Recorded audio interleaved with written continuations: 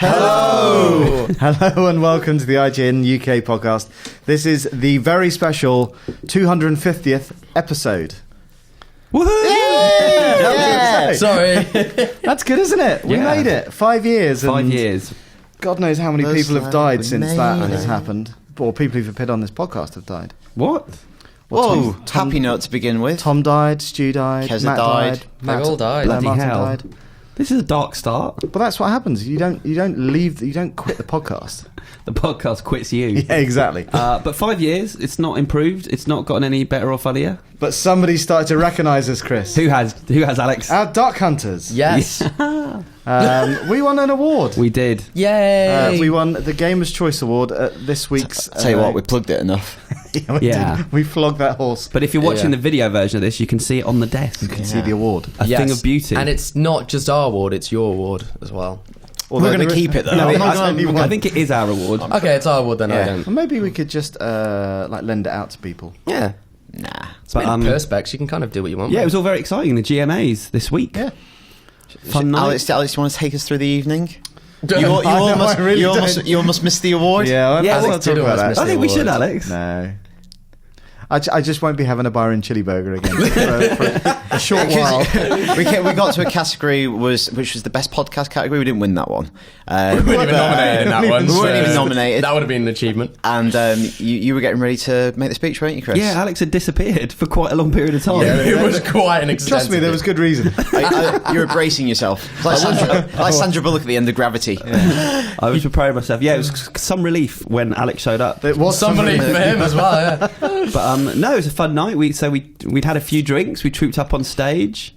You gave a lovely speech. You thanked Martin Robinson. Well, that's only because... The deceased Martin Robinson. Minutes before, well, exactly, he spoke to me via a Ouija board. Or was it a Luigi board? Why have they never done that as a spin-off Nintendo, a Ouija board? I don't know. Yeah. Look into that. I feel... But he said it was all his idea, which... I thought it was Matt's. Well, so did I. But we'll talk about the origins of the podcast later on. Yeah. So I gave him a bit of a shout-out, but more importantly, you gave somebody else a shout-out. I did. As we were departing the stage, I snuck back up and shouted "Duck Hunt" into the microphone, but I think they'd switched off by that point, which is a little bit embarrassing. We look right steady. And it made us look a bit rowdier than we actually were. And as we were leaving the stage, the host said, "Oh, lads on tour," which was a bit embarrassing. I thought, because everybody else that won, you know, one person went up and went, "Oh, this is very good. Thank you very much. Thank you. Yeah. And just went, "Oh, Chris, you were pretty smashed. Chris, you were wearing your Pussy Patrol t-shirt. I was. No, but it was a fun night, wasn't it? Yeah. Well, and also extra special to win the award on the eve of the 250th podcast. So I guess a big thank you to everyone who voted for us. Thank you so much. Yeah. So we've got a special episode ahead, haven't we, Alex?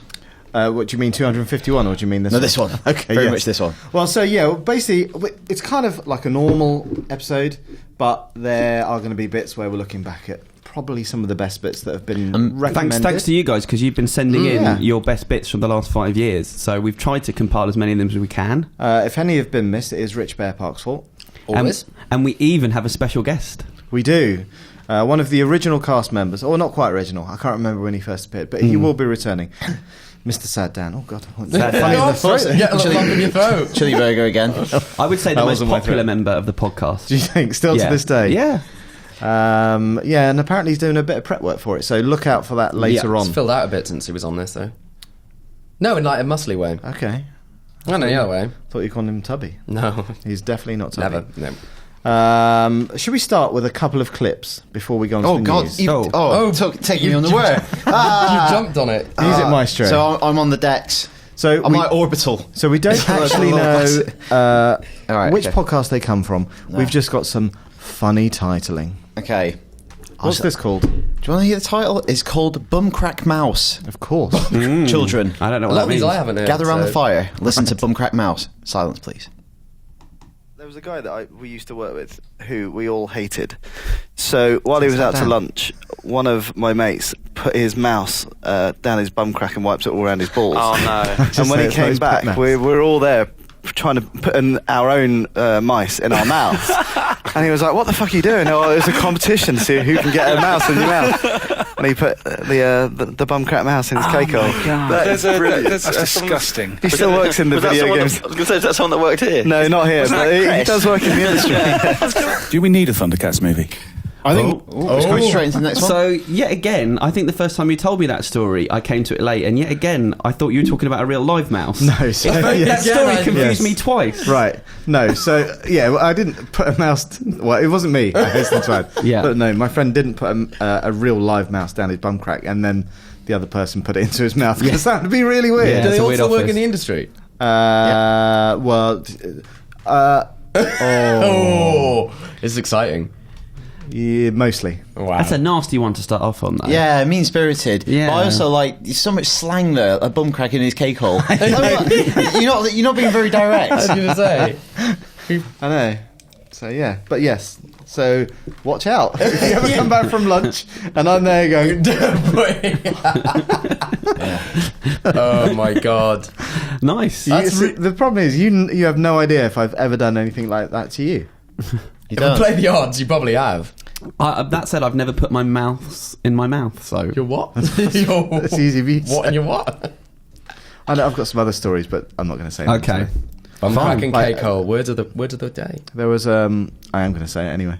I've got a friend who's still in the industry, and he used to hate his job so much that they in the canteen they had a tea urn, and he basically pissed in the tea urn. So everybody else who went and got their drinks had little sips, and he was just sat there going, What? Are you getting your life confused with the Police Academy films? Because this doesn't sound real. Did he have a lot of tea himself? "You know who it is? Oh. You've met this person." Yeah, Have I met this person? I don't think Later. Christ. Well, thanks for that. Oh, it's Alex, real- can I you suppose that decreases the likelihood that I've drunk his piss. Is this going to be an explicit podcast? I think it already is. So. Yeah, I think it's a bit more like when you've got a tea urn and you've got this big thing. Like, I'm not going to go and fill up the kettle every 2 minutes just to try and make sure I get you, am I? It's quite. That's a good point.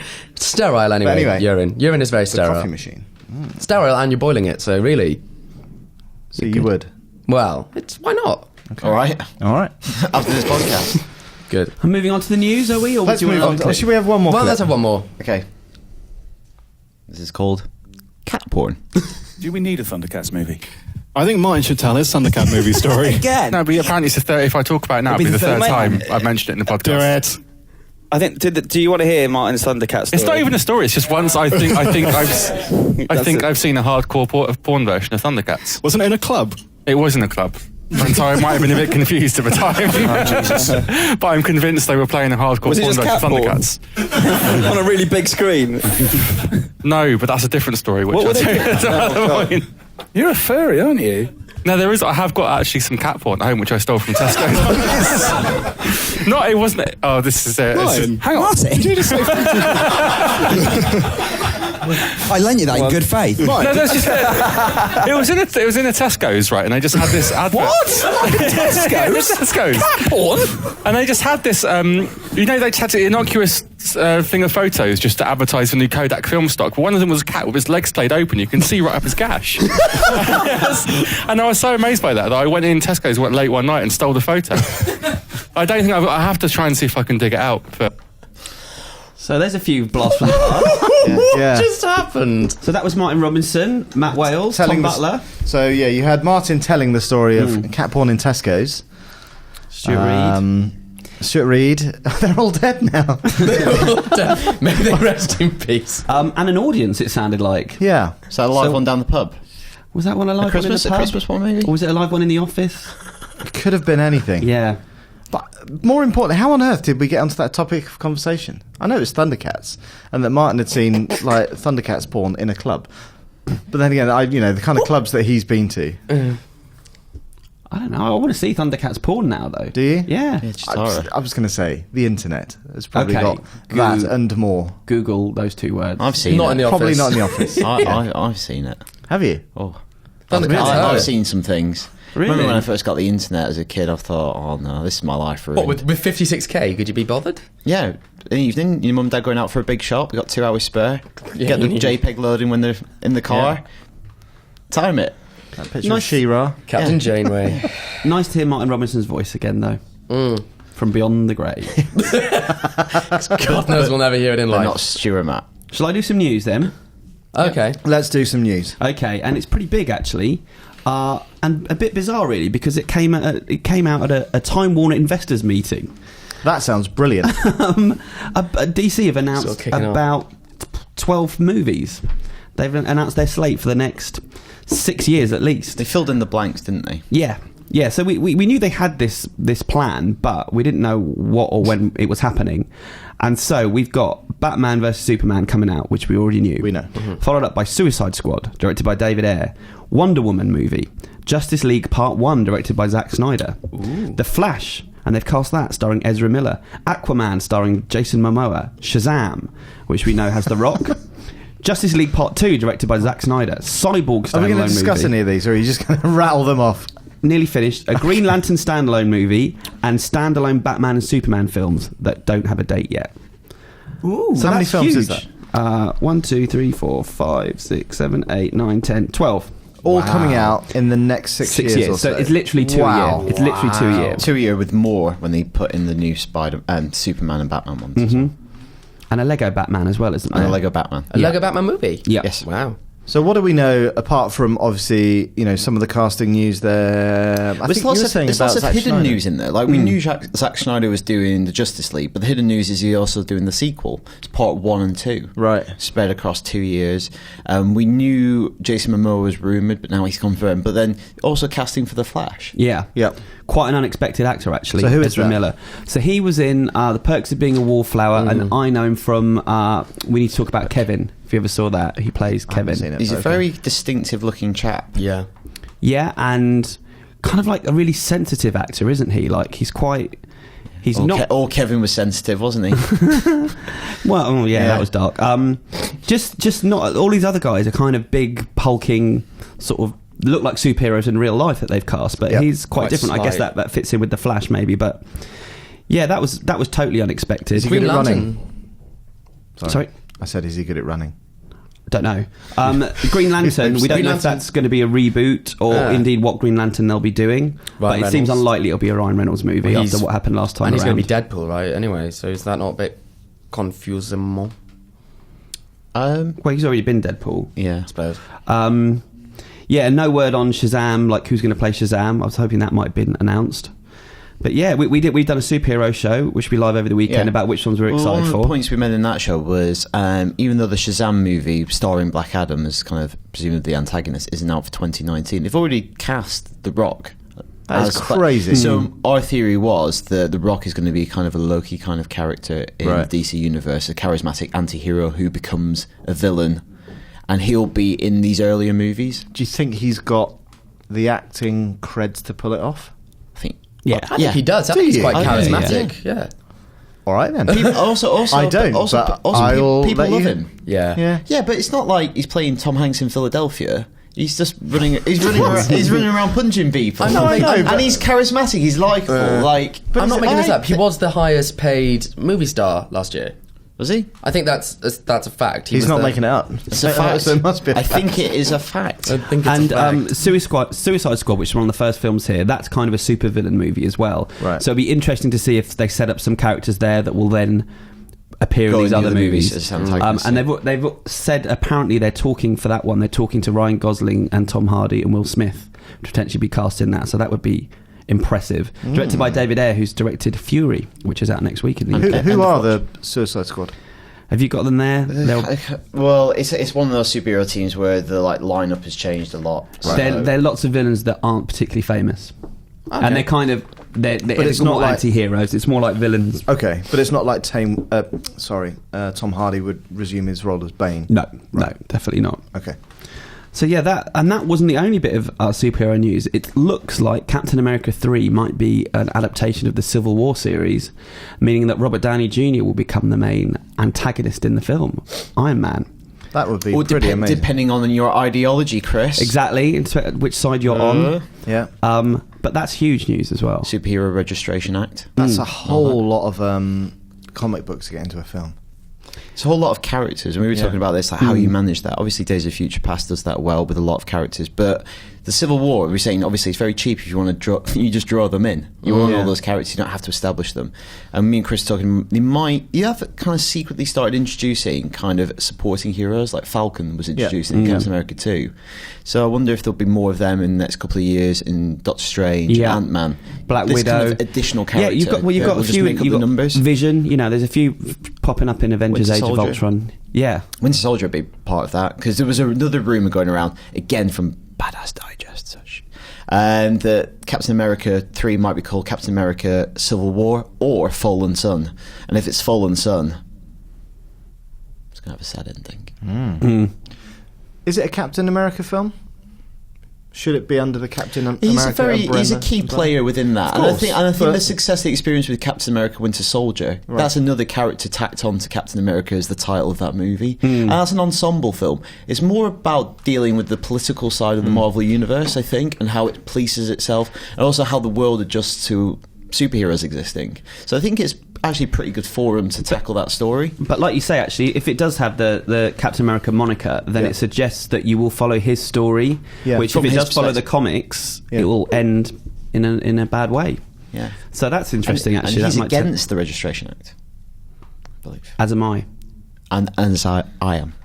And so this also brings up the possibility of the rumour that was on the podcast a couple of weeks ago, that Spider-Man might become part of the Marvel universe now, or the Marvel movie universe, and that there was talk of maybe negotiations going behind the scenes to get Spider-Man back to Marvel Studios, and that would fit in with this plotline perfectly. So, I wonder if somebody at Sony has just got looked at all the plans that they announced, like Venom Carnage movie, Sinister Six movie, Spider-Man 3, standalone female superhero affiliated with Spider-Man. They just go, it's a lot of work, innit?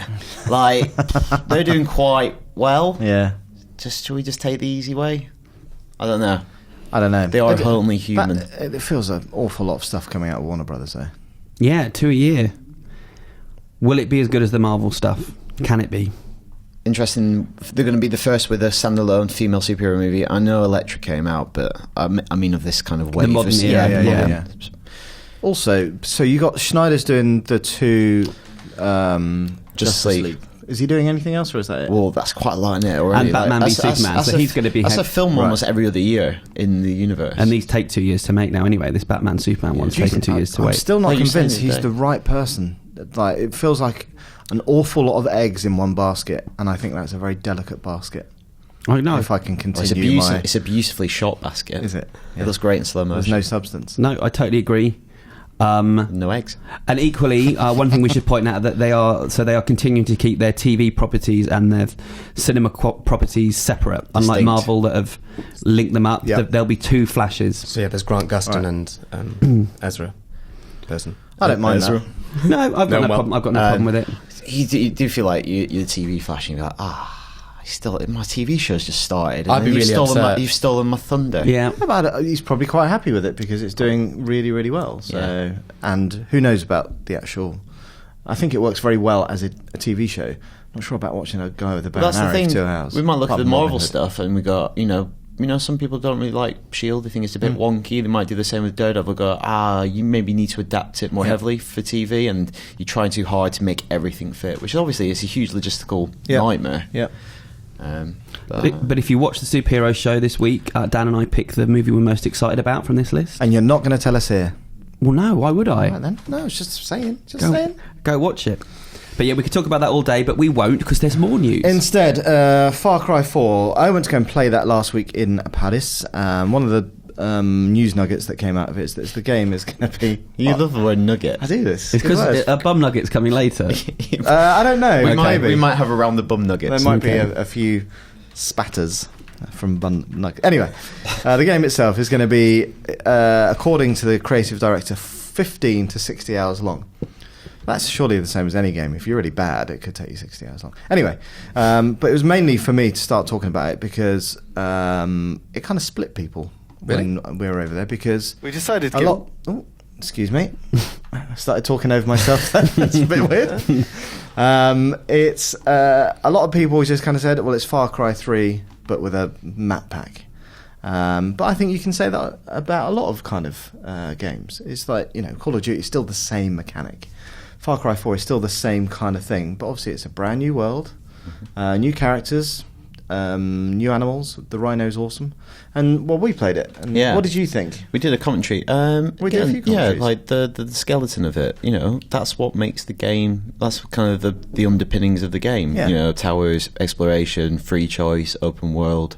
So get it, but it's quite quick after the last one. It feels very soon after the last one. 2 years. Yeah, but I thought it looked great. An annual franchise. We were saying, what better foundation for a new game than Far Cry 3? Yeah. Like, we played that game endlessly a couple of years ago. We loved it. So I feel that's not a bad thing at all. Well, because I had 3 hours playing the single-player campaign, but I did one mission. Because I was just running around. I'd spent a long time throwing grenades at rhinos. Yeah.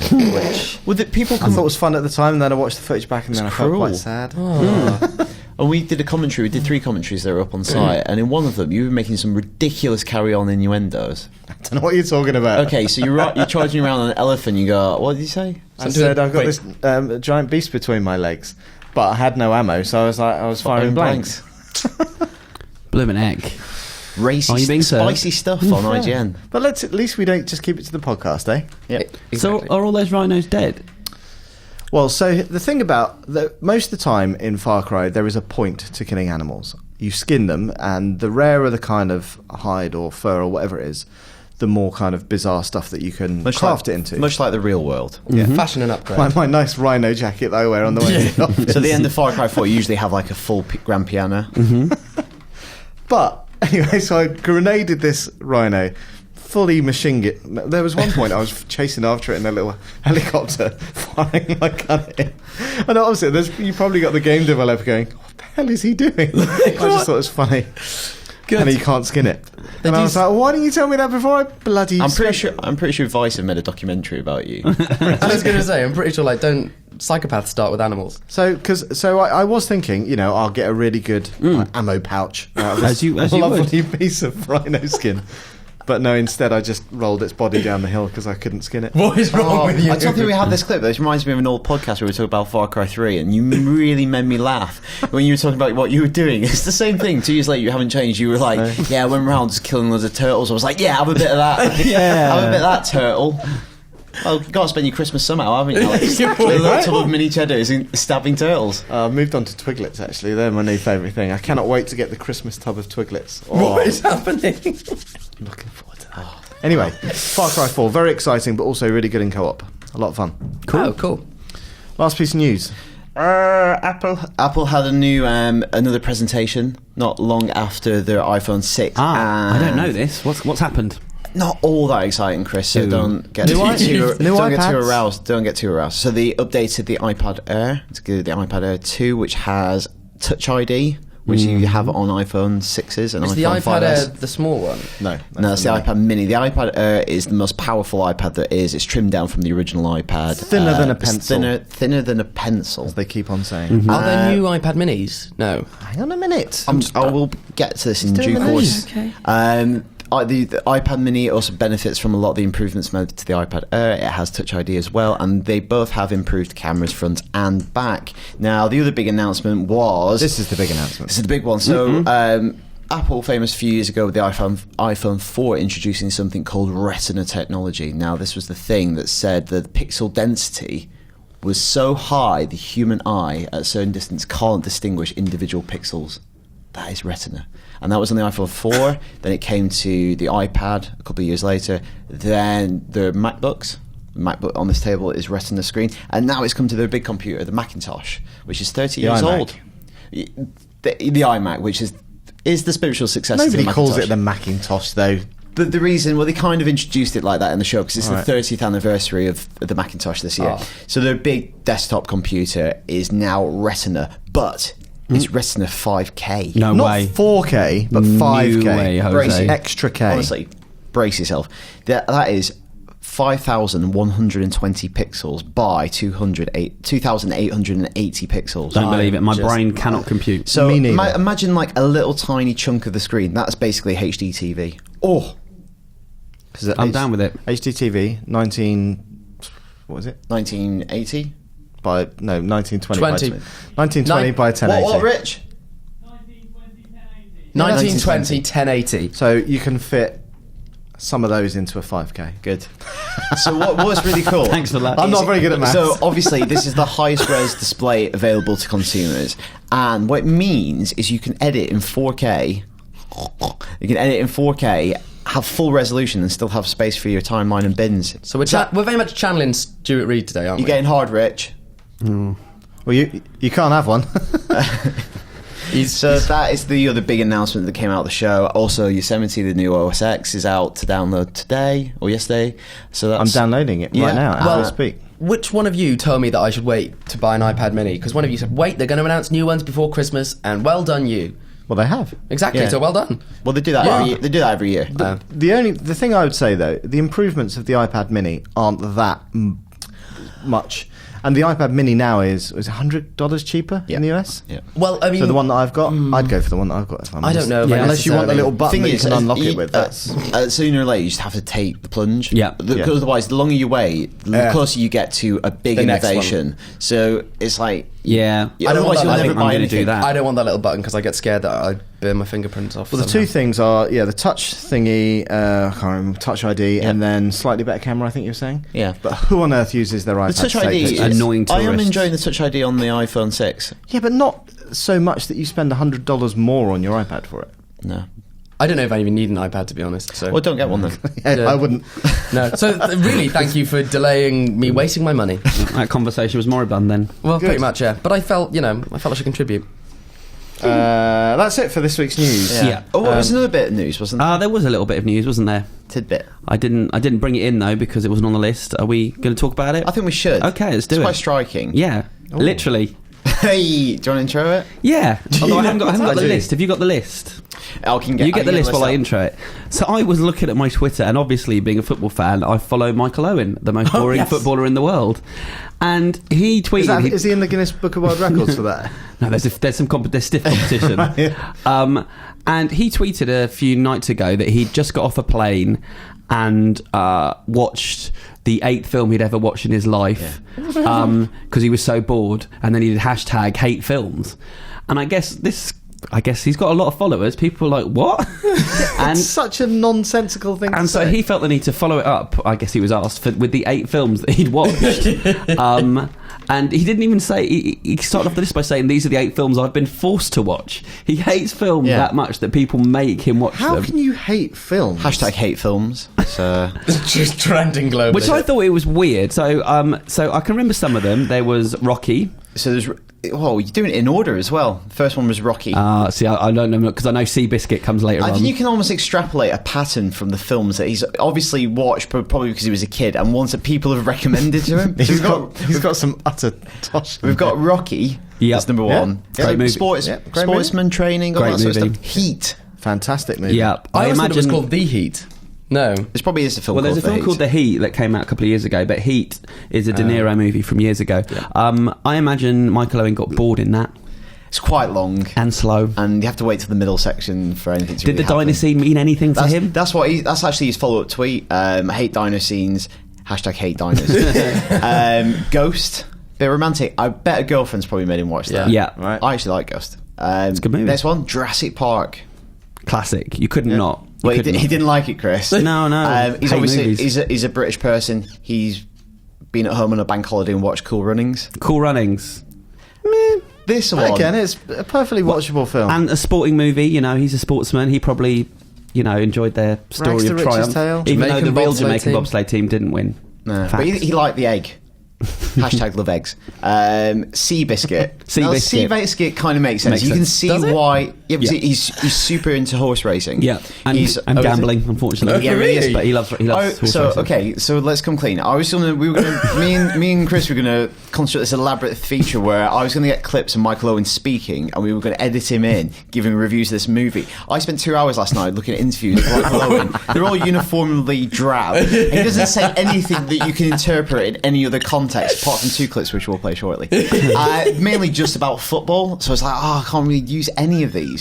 But in one of the documentaries, it's Claire Balding going around the stables that Michael Owen has built, this incredibly lavish, elaborate complex. I like Claire Balding. And what was I going to say?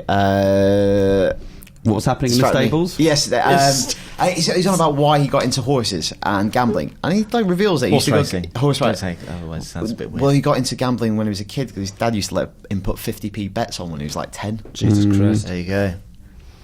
I've never seen. Is that all the films? There's more. I haven't seen any of those films. Next one, Karate Kid. You've not seen Jurassic Park? Nope, I haven't seen any of those films. Karate Kid, absolute classic. One of my all-time favourites. Yep. Fact. You still got the headband. I do, and my doll somewhere around here, my little action figure. Danny LaRusso. Disappeared. I remember that. Did you used to wear that when you used to go shopping with your mum? I went, we've said that before on the podcast. I used to go shopping with my best friend Matthew Kitteridge in our matching Daniel LaRusso headbands and do karate in the aisles of Sainsbury's. In the work gift centre. No, this is West Wickham. Back in there. Forrest Gump. Nope. So you've not seen any of them? Nope. Anyway. I've seen bits. What was the film he watched on the plane?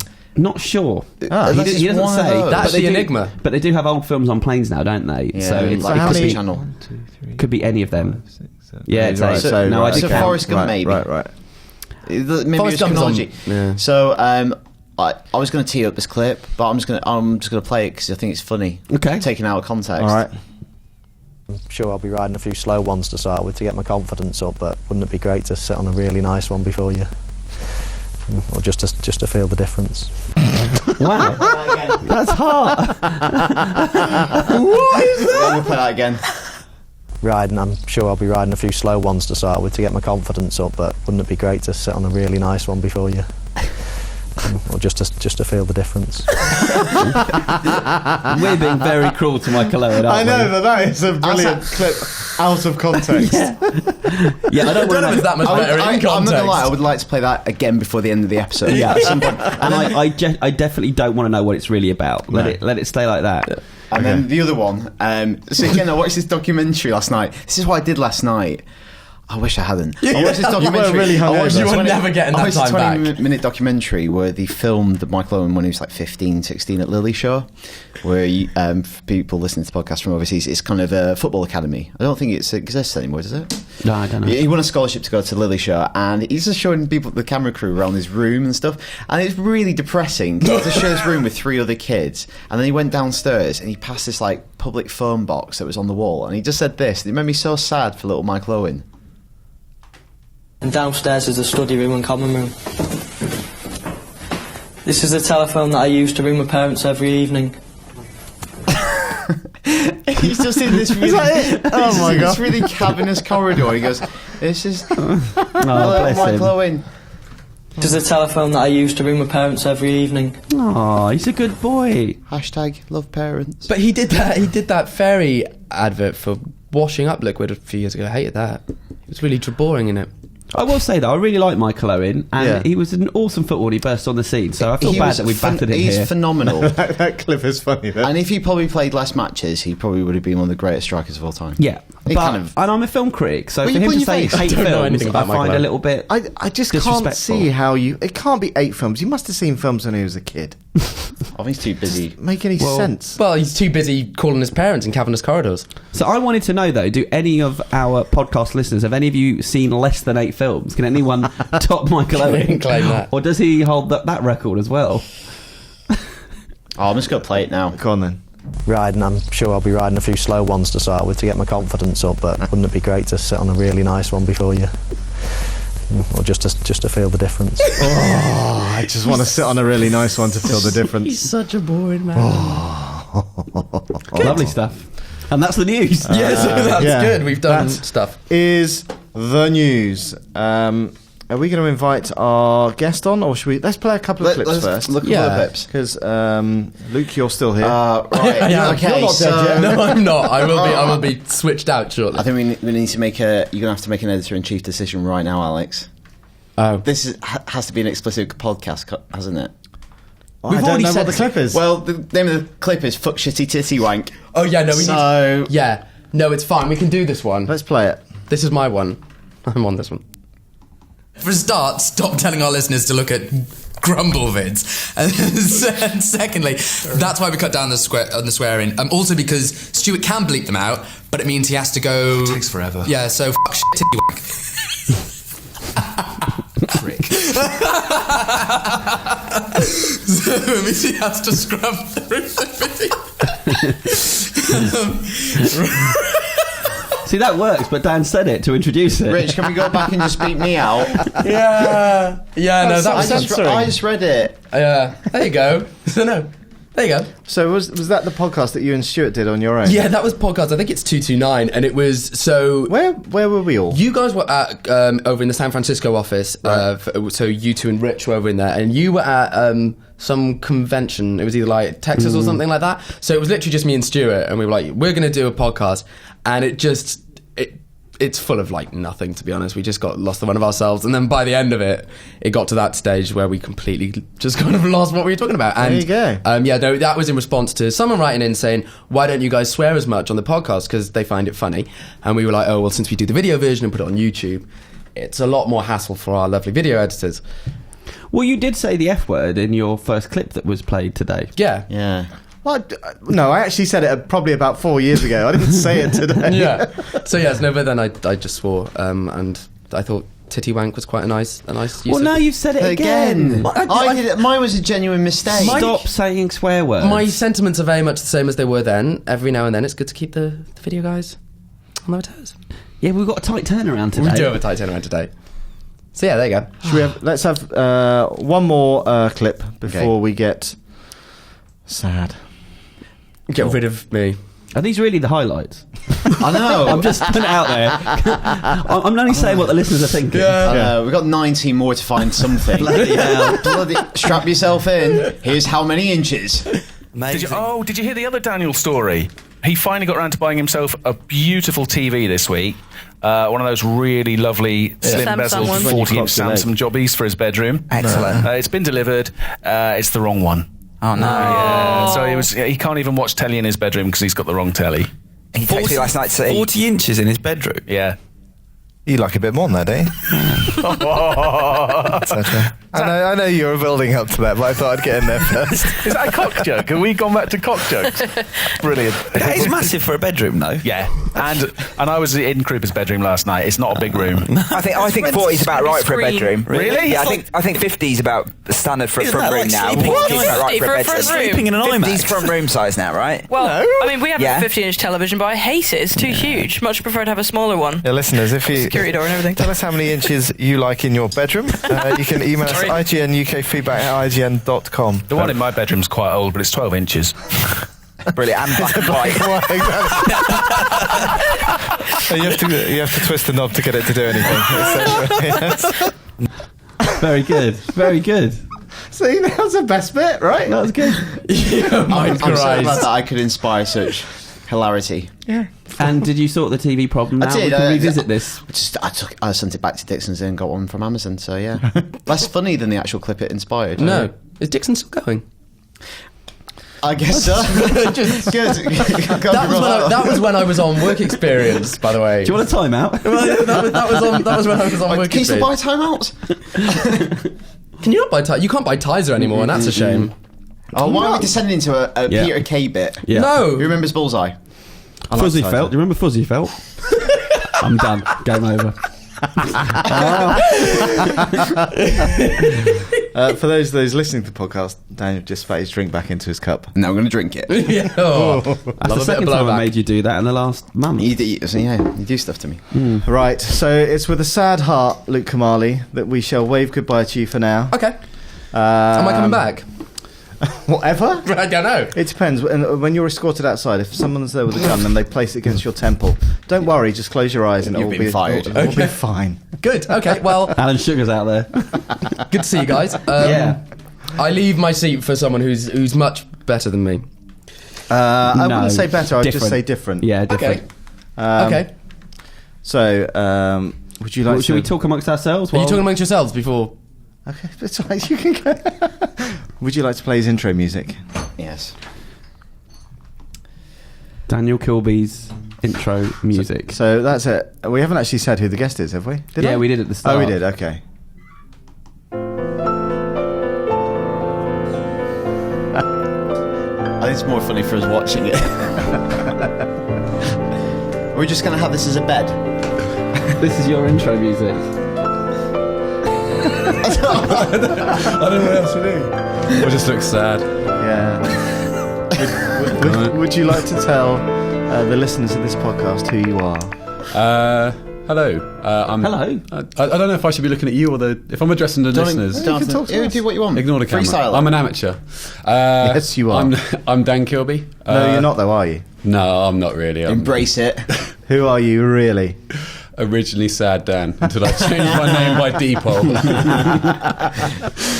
And I haven't been on the podcast for ages. I was just about to say, it's probably got to be 3 years.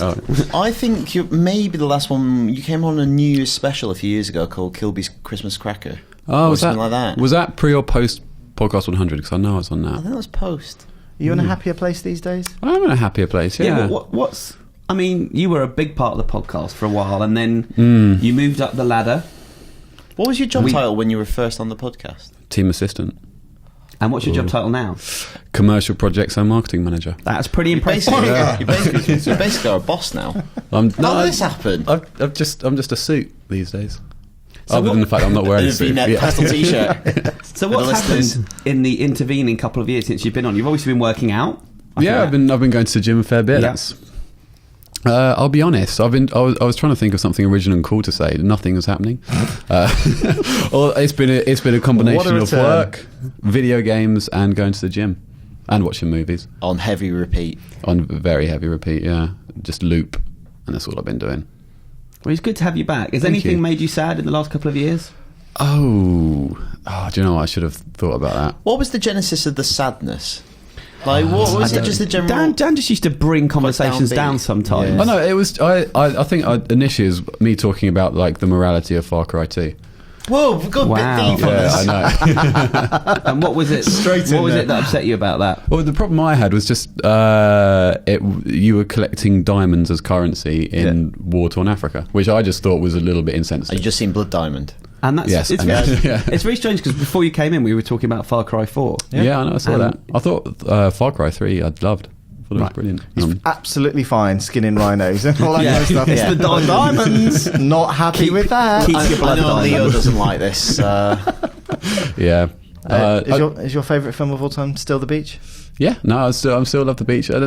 It's not the best film I've ever seen, but it's my favourite. Well, that's the definition of your favourite film of all time. Surely. What's the best film you've ever seen? Putting him on the spot here. Think about that. I'll come back to you. I gave you a book about the beach, though, didn't I? You did. Danny Ball. And I read it. Yeah, and it had quite a dark chapter about it because it's kind of Danny Ball considers it the worst film he's ever made, and it's kind of his explanation. When you said that, I gave you a book about the beach. I thought you meant just the beach.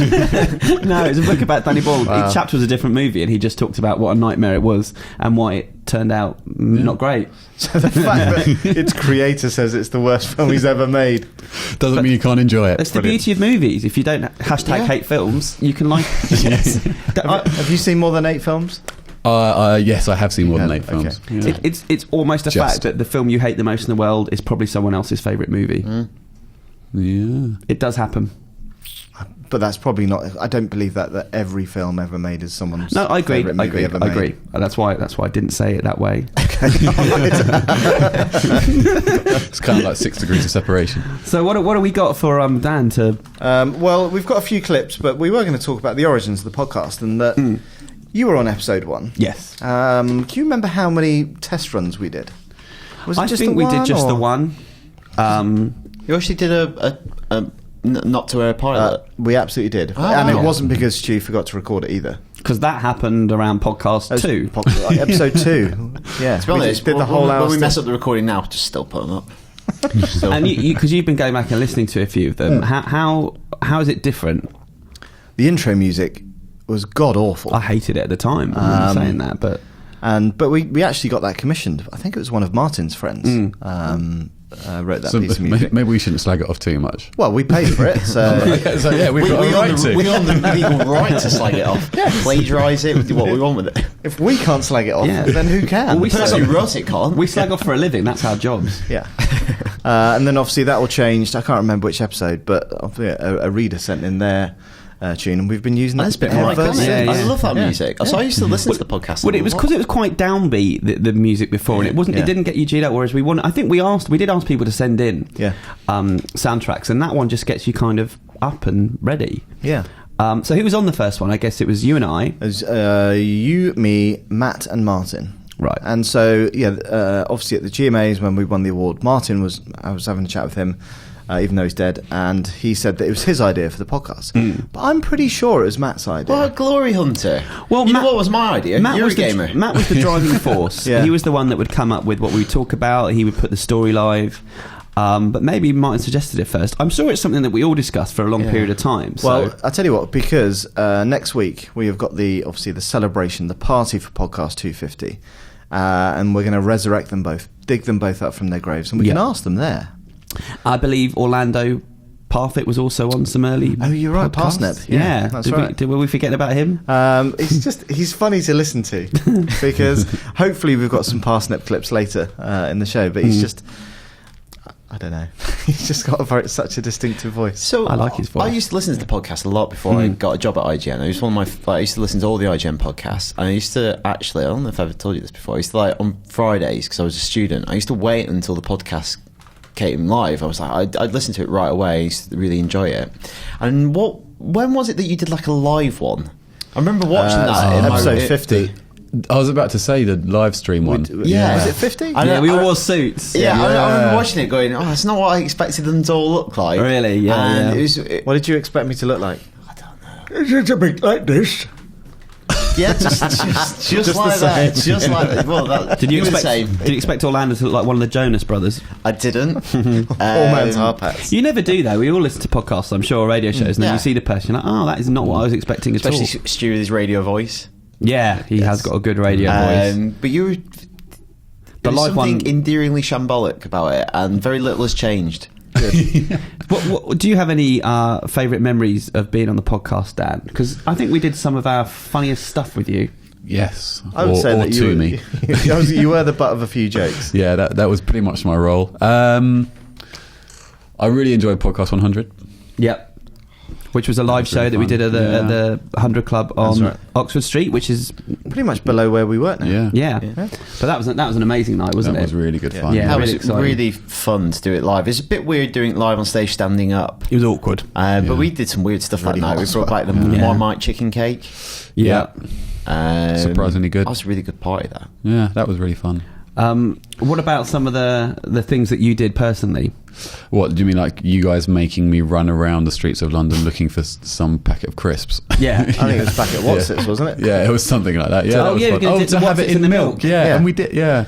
I'll be honest, I didn't like... I know it was popular, but that period of time when people would send in horrible things and then we'd eat them, that just seemed like a... See, I never did. I never ate any of it. I never did either. It was above it all. But I think at the time, probably the most... Le sandwich. You had some le sandwich. Actually, probably did, because I do like lasagna and sandwiches, so I did try the lasandwich. Should we remind ourselves all about the lasandwich? Let's do that. Tom, you've made some kind of miraculous discovery, apparently. The internet was all a Twitter yesterday with the news that Tesco, this is an IGN podcast first, Tesco have launched a new sandwich, and it's the lasagna sandwich.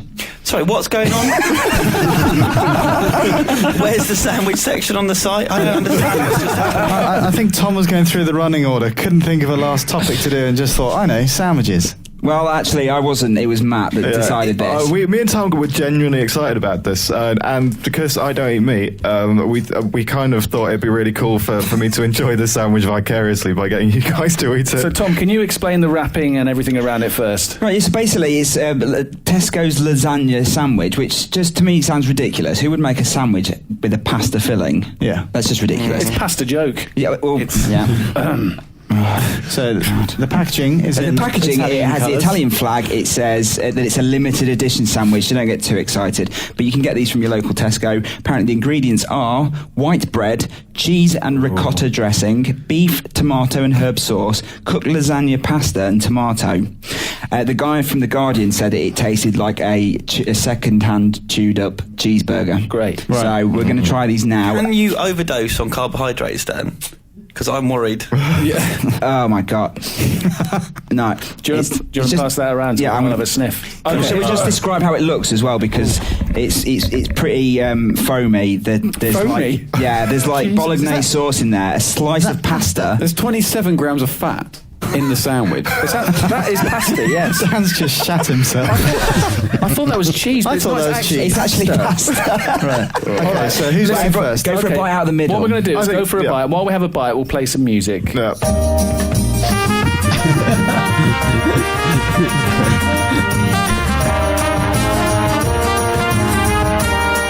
Faces looking not too repulsed. Dan's looking. He looks like cheery. he's had the most fat in his diet for the last 15 years. Oh, Dan's going for another bite.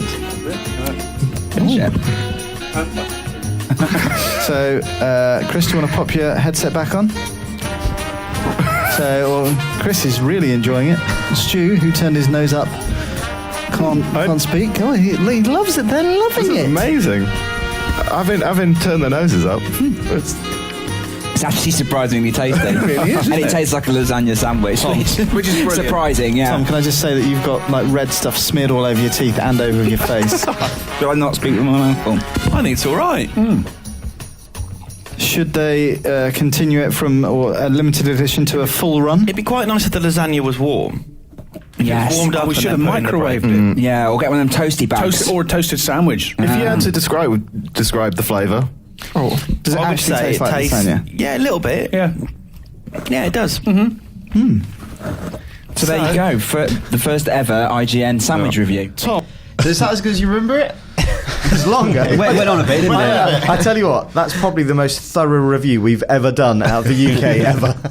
We did a video review for it. I like the fact it shows that though that your brain doesn't change that much, because as we were describing it, I wrote down here carbs Dan ? To ask him, and then I did it on the podcast. Exactly. Yeah. I was hearing that description thinking, that must have upset Dan. Yeah. And you did try it. I did try it, and I apparently liked it. But I've chosen not to ever have it again, so I don't know what that limited edition. And even blank it from your memory that you ever did actually try it. Maybe we should start a petition to bring it back. Do you think? Mm-hmm. Well, I think we can email Tesco and just ask them after this.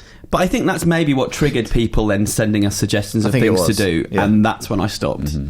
But it was a little bit left field, I would say. Yeah. I mean, I have one distinct memory of Dan being on the podcast, and it involves a helmet. Oh, yeah. Do you have memories of that, Dan? I'm not sure if we've got that clip or not, but let's go through another one. So, on to listener feedback. I've got the first bit of feedback. Yes. I'm basking that moment. I feel so proud of that. It's from Matt Bernal. Matt Bernal? Who starts off by saying... Bernal? Matt. From Matt. My name is Matt, he says. And I am funky. My name is Matt, and I'd like to say as an American listener, he loves our show. He first got wind of the show when he heard me, my British voice, on the Three Red Lights podcast. And he goes, first got wind when he heard you. He has that flex. Having got wind when he heard me, he said for some odd reason he took a fonding to my voice. I'm not sure what that means. It's all just nonsense, isn't it? It is, but and it's good to see that we still take the mickey out of our beloved listeners and watchers. Sergeant Wattaz. Let's laugh at people's names. It wasn't me. Might have been me. The next clip is specifically about you, Dan. Oh. At PAX, it was announced that Duke Nukem Forever is not bullshit. Wow. Dan, where were you when the announcement was made? I was on a train. Well, why were you going home? surely, Dan, more than anything, topmost of your priorities would have been to stay in the office and to have watched that press announcement. Dan, do you want to tell everyone why you were on the train? I had a hair appointment. Actually, Dan, can you be a little bit more specific? Elaborate. I had to get it cut and highlighted. Sorry, I didn't catch the second bit. I got the cut bit, but I didn't. What do you have to? I had to get my hair highlighted. Okay. That's more important than Duke Nukem to you. Well, no, it's just like the way that my highlights get done is that I need to get them at a particular time, otherwise it just takes ages before I can get them done and it gets really expensive. I'm sure a lot of our audience can sympathise with that. Yeah. It does look fantastic though, Dan. Yeah, thanks. Can I just say, if you're listening to the podcast, you might want to check out the video just to watch Dan squirm. Wow, that's really some cringe. of these clips. I've stopped highlights to my hair since. Have you? Only since a couple months ago. Oh. Well, What changed? I always used to get ripped for it, like from my friends. Well, like ripped in the gym. Yeah, no, the bad ripped. Okay. I can't imagine why that would be. Neither can I. Because we took it so well, didn't we? And I always ignored it, and then you work in a very sporting work environment. Yeah, exactly. Sort of uber masculine. Yeah. And then so girlfriends would also take the mick, but I'd kind of ignore that. Again, I'm just like, well, just ignore the girlfriends. But then random started commenting it on nights out. Is this at that point? Yeah, okay. Maybe knock it on the head now. Don't respect the opinion of your friends, your loved ones, your girlfriend. But when random start saying it, you see you pissed in nightclubs. Was it anything specific? Was it anyone specific? Was there a moment you thought, this has got to stop? No, so there was a guy who was like, I was talking to randomly, and he was like, do you dye your hair? And I was just like, yeah. And he was like, no, you should probably stop doing that. So that was strike one. But partly were you thinking, at least he hasn't spiked the foundation? Yes, that was like, right. It offsets. And then there was there was this girl that I was talking to, and she just suddenly looked at me and she was like, do you dye your hair? And I was just like, because I always used to have this line that's like, no, I colour correct, as if that would make it better. So I'm just, or colour optimization or something like that. And Photoshop gag. Yeah, and it's girls love that on a night out. Oh yeah, they love marketing chat on a night out. Yeah. And then I was just like, you know what? If everyone is saying it, probably should take a hint. So. Yeah. Took you 5 years or whatever it was. Well, about 8. Well, you look lovely now. Yeah, you look great. In fact, yeah, natural. Have you got any workout tips that you've learned in the last 2 years that you could maybe? I think we should take this opportunity with Dan on to actually pass on as much wisdom to our listeners. What have you learned? Yeah, from old sad Dan to what you are now. Three big tips. 3 big tips for working out. Yeah, like okay. Make sure that you have enough energy, and by that I mean eat before you go, have a banana just before you go in, and I always carry an orange around with me in the gym just to have it in between sets. But would you keep the orange? Would you keep it? Just carry it around, or do you slip it in the? Oh no! I just hold it and I'll walk around and I'll just like put it next to the bench. You got a little face drawn on it. Is it a motivational item? It gives you like a little sugar boost in between. Also a talking point. It is, although so far it hasn't really worked out that well. A couple of guys have been like, I always smell orange when you're around, and I'm like, oi dude, what's up with the orange? Okay, tip 2. Tip 2 would be look into supplements, so things like branched chain amino acids. They just help you, they help you with energy throughout the workout, and then just put some BCAA, it's called, or L-glutamine or whatever, just in your drink. Above the counter stuff. Yeah, no, go for my protein. It's nothing dodgy. That would also be a tip, is don't get into anything that's not legal. Keep it clean. Yep. And then the third one would be mix up your workouts a lot and do supersets. So just, no rest in between sets. So, or maybe or a minute, something like that. Just keep your heart rate up. Try and get everything done in an hour and a half. When should you eat the orange? During sets. During sex? No, not during, so in between. So you've just done your set, you've put the weights down, you're feeling pretty nice. I always make sure I have an orange during sex.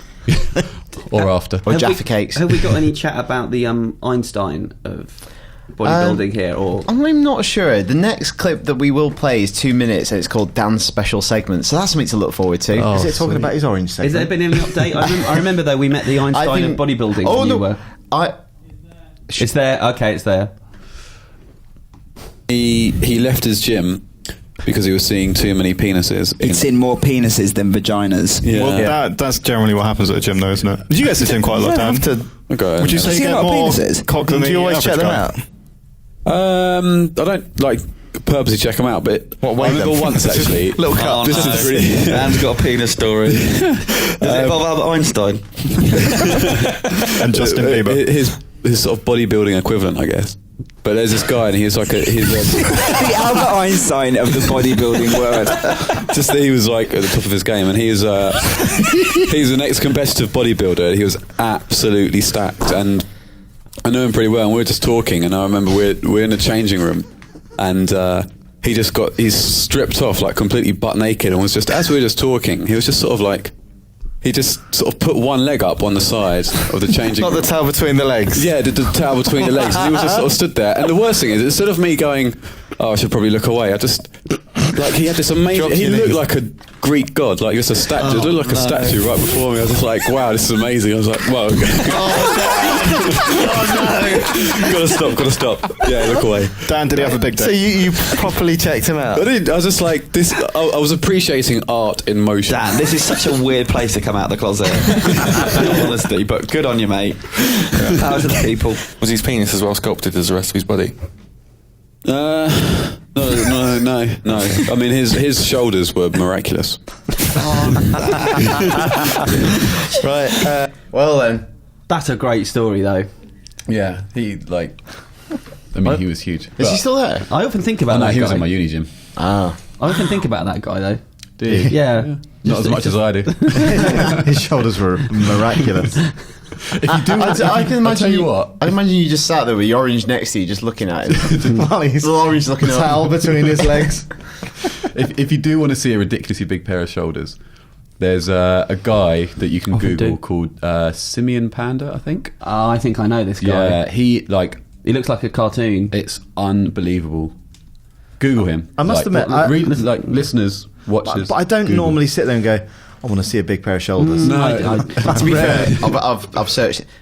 They are pretty big. I mean, it's just ridiculous. Yeah. I mean, people will say, oh, it's the size of my head, but genuinely. Yeah. Definitely not the size of my head. So, what, that bit there? You talking about? Like that bit here, like. But what's that bit there called? They're the traps. Of course they are. Yeah. He's very wide. Well, yeah, he's too wide. He's been working out. I mean, he's obviously like a different level. Professional level. What? So how would you describe his body? Unreal. I mean, it is. It's unbelievable. Like, is that what you're trying to? No, I'd never be able to achieve. No, I wouldn't want to. Probably because I couldn't. But it's the kind of thing that you need to dedicate 24 hours a day to, kind of thing. You need to do it all the time. You can't do it with a job. Just saying. Gee! Thank you, Rich. Thank you, Rich Bear Park. There you go. Yeah. I mean, that is really impressive. That wasn't. So you're pointing to the upper shoulder there? Yeah. Upper arm. Yeah. For the listeners of the podcast, the pictures come up of this bloke, and that's what we're pointing at and saying things on about. On a massive 50-inch TV. Yeah, huge. Appreciate. Good stuff. Back to the podcast. I was going to put it out there. Any favourite guests that we've had on from the past? Oh, so many good guests. One that I found yesterday that I completely forgot that this was a thing. So we've had Ollie Moss. We should say Ollie Moss because he was on a couple of times. He was on last week. On last week, and he's a friend of the podcast. He's been on 3 times, I think now, 3 or 4. And every time Ollie comes on, we have this kind of bit of exchange with him where we go, "Are you Ollie Murs?" And we talk about this kind of like feud that he has going with Ollie Murs that we've entirely manufactured. And then yesterday, I just remembered that Ollie Murs was actually on the podcast, and I've completely repressed that. No, Ollie Murs was on the podcast talking about FIFA, I think, wasn't it? He talked about FIFA, wasn't he? So he talked like that. He's a very cheeky chappy. So that's one of the weirder guests we've had. But I don't. Tom did that on his own, didn't he? Yeah, thankfully. Yeah, it was a cut-in. Yeah. Obviously, Pete Donaldson's personal favourite of mine. Yeah. I really like Rob Kaczynski. I thought he was great. That's annoying to me because that's one that I set up and then wasn't around to actually be here for. He's a fun guy, but also really knows his games. But also, dreams come true on the podcast. In episode 130, 6 minutes in, if you want to listen to it, we spoke to Jonathan Ross at an awards ceremony, and I think one of us was trying to get him on the podcast, saying, "Oh, come on the podcast," and he was like, he would come on the podcast if we provided him with a small Turkish boy to carry him around all year. But he then did come on the podcast. We did not provide him with a small Turkish boy to carry him around all year. That's good. But he came on for a whole special, didn't he? Did you remind him He was about amazing. that? I don't know if we did. I wasn't on that one. Right. That was really good. That was really good fun. The one we did with him. We did it at YouTube Studios, didn't we? Yeah. So we had a kind of a really nice set as well. Yeah, he's a brilliant guest. Although you don't really say much when he's in the room. You just wind him up. Yeah. And go. You just give him little cues and then he's off. Yeah. But yeah, we haven't made guests a huge part of the show, really, have we? Craig Roberts. Yeah. Craig Roberts was good. Yep. He's off in Hollywood now. Dan, you got any favourite guests or? Peter Molyneux was. Molyneux. That was a really fun one to be Molly on. Nuts was a funny one. Yeah. That was Germany, wasn't it? That was a bit of a weird thing. Yeah. Sausage on his head. Wasn't there sausages on people's heads in that one? He held a sausage aloft, yes. I know who was a good guest, and I don't want to rise Steve Butts.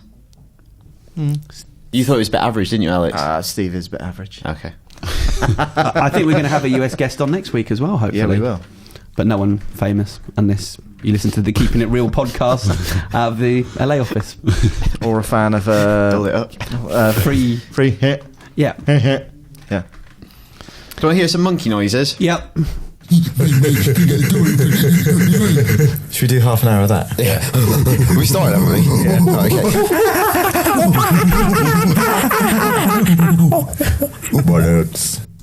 Was that a warm up or something? No, that was it for the hour. That was just a conversation. That was the talking point. We cut that out. Yeah. That's good out of context. Yeah. Probably not much better than this one. You find it comfortable pissing in your own pants. Yeah. Don't you? Sure. Come on, you've pissed in my pants loads of times. So, there you go. Expect some more of them over the next hour. Exactly. So I had a question I threw out there over IM. I don't know if you saw it. I didn't. Okay. What's been your favourite game, film, TV show, album? Oh my gosh. Pick one that's meant the most to you the last 5 years since we've been on. So I feel like you might have an album that maybe has meant a lot to you in the last 5 years that you could talk about here. I can kick off. I was thinking, out of everything I've seen, covered since I've been here, the thing I've really enjoyed the most is Sherlock on TV. Oh yeah, it's a good shout. It's something I've reviewed for the site, but it just came out. It was just unexpected how good that was. Yeah. And I really hope it's something that kind of goes on for indefinitely now.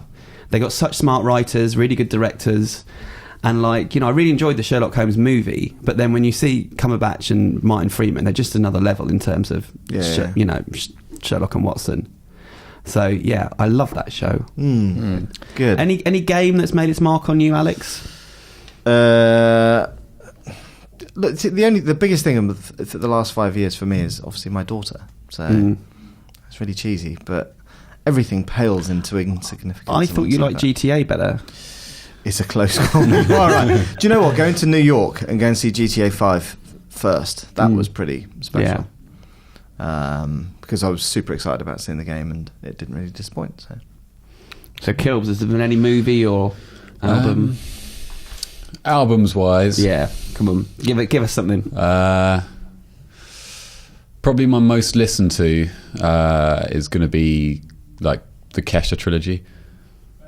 If it is, thanks, Rich. If it is, cheers, Luke. Not even in the room. I didn't know. Is it? I don't think it would actually it's actually an official trilogy. I just have it up here as a trilogy. Okay. It's the thing that I listen to before I'm going out. Try and get the whole 3 albums back to back. Wow, that's a hell of a lot of prep time. Yeah. Wow. It goes. So it starts in the gym, finishes with me departing the door. You do generally how you depart a building. Depart in the door. Meet departing. Meet departed. And then no idea what you're doing. Another really good one is Trey Songz Chapter 5. Trey Songz, my favourite artist, probably. I've never heard I'll be honest, I don't know who that R&B, is. He's really good. Okay, sounds it. I really like R&B. Yeah, I thought you did. No, I absolutely despise it. I thought you liked that Miley Cyrus album. I thought that was... Oh, I forgot about Miley Cyrus. Yeah, Miley everyone was a hit on it, wasn't it? Yeah. And Taylor Swift. I haven't heard the new one, but Red was good. Red was really good. Seems like she kind of experimented with going a little bit more poppy and upbeat. To quote Chris Tilly, what's happening? Is this not a music podcast? I don't know what you're talking about. It's supposed to be a games and movies podcast, but it's mainly sandwiches and monkey noises. Do you want to hear something about cheesecake? Yeah. So, Orlando, it's just you and I. Yeah. Now that those f***ers are out there, what I would like to say is that it's much better when it's just you and I. So let's bin those cheesecakes off. Cheesecakes. I love cheesecakes. Yeah, top 10 cheesecakes. Whoa. I wooed Lucy with a strawberry cheesecake. That's one of the first things I ever made for her. Ah. I should woo everyone in the office with a strawberry cheesecake at some point. I'll bring one in. So we never got wooed. I think everybody went off to the toilet or something. That was a really early podcast. And then suddenly Orlando and I were just left in the room. And we started talking about cheesecakes for some reason. I don't know how it came about. You called us all cheesecakes. I know, but that's quite rude put down. But I really like cheesecakes. Yeah. So there you go. Weird. Maybe we should have played this clip before cheesecakes, because I'm not sure you're supposed to have bum nuggets after cheesecake. Russell from Jersey has a question for you, Martin. Hello. He says, just how many bum nuggets do you think you'll lay whilst playing the first 10 minutes of Last Guardian? Do you know what a bum nugget is? I think I know what a bum nugget is. Like a bum slug, isn't it? But a smaller one. Yeah. It's like little bum bullets, like from a machine gun, a pocket machine gun. I'm not sure if there's a scientific way to work out how many bum nuggets. How long was that In after? 10 minutes worth of Last Guardian, how many bum nuggets will you lay? I can It's imagine. like a Professor Layton puzzle. I imagine a couple trickling out. I'm not sure if maybe when we get it in, we'll have a video feature. Just but with like a glass table from below. So The Last Guardian is still not out. Martin Robinson said to us the other night that he will come back into IGN and film that video in our studio when The Last Guardian eventually comes out. 10 million hit video. We've got better cameras these days. Yeah. You get a lot more detail. Stick it up on YouPorn. Perfect. What? I don't really know how to follow that. No. How do you follow it through? The feature of PS4 that he's interested in is the online spectator, which not because it enables you to take control of someone else's game in a play it for me, it's too hard kind of way, but the pass the control across the internet instead of across the room mode. But I know, because the point of it is that you're in the same room together watching it and what have you. Like, if my mate's like at his house, Like, if my mate's at his house, why don't my mate just play it at his house and I play it at my house, and then we talk about it when we actually see each other. So when in they're doing it, bruv. look. That is how I would do it. Really good at that. Place, man. This would be great for me because I move far from home, consequently my gaming buddies who I'd love to be doing with it still, notably Michael El Gofrino Goff. He ain't here no more. All accents lead to India for Alex apparently. So he's going to play that Jeez. VoIP. Have you thought of about a job in a call centre? We're not editing that. How do you guys get away with this stuff? Wow. That's why Stuart Reed doesn't work here anymore. And he died. That's why I had to leave the podcast. It interfered with my moral compass. Like Far Cry 2. I'm sure somebody has interfered with your moral compass. That bloke. Yeah, exactly. Oh, look, Dan is here for a little while longer. Should we go through his special segment? We've done that. No, we haven't. We have. That one? No, we've not. We decided to give Dan his own special spot on the podcast. He demanded it already. It's already imploding. This is what he's come back with. So we're... Oh, God. Come on, Dan. This is your moment to shine. Okay. Spotlight's on you.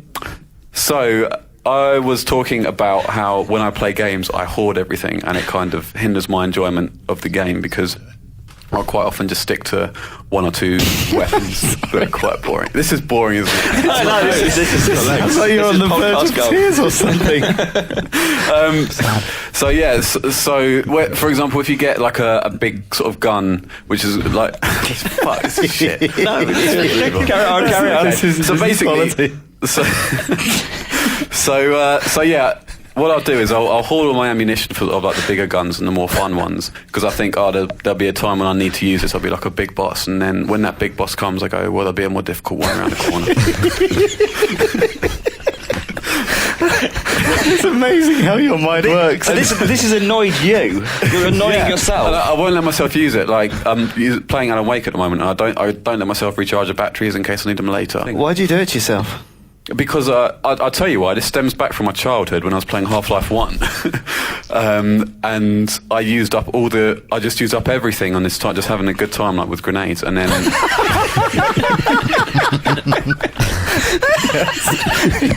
Had a good time with grenades. And then I got to this boss. And it was like keep it going. It was the tentacle boss. I don't know if you remember. And I had nothing left but a crowbar, and I had to restart the game. I had to restart the game from the very beginning. And I was like 4 or 5 hours in, and ever since then, I just keep hold of everything. Still happens. Oh, damn. I'm playing Alien Isolation at the moment. I've got so many flares. How can we wean you off there? I don't know. No, it's maybe too late. Yeah. That one time that you had a good time with grenades, you've never lived it Ruined down. for the rest of my gaming life, yeah. Oh, dear. A lot of your clips are sad. Yeah, they are quite, aren't they? Yeah. A little bit. I guess we haven't got the helmet one, but... Yeah, should we explain what the helmet... I think Dan should explain what happened with the helmet. I don't really remember. It was tough I remember love. just wearing a helmet. Well, I think you on the previous podcast...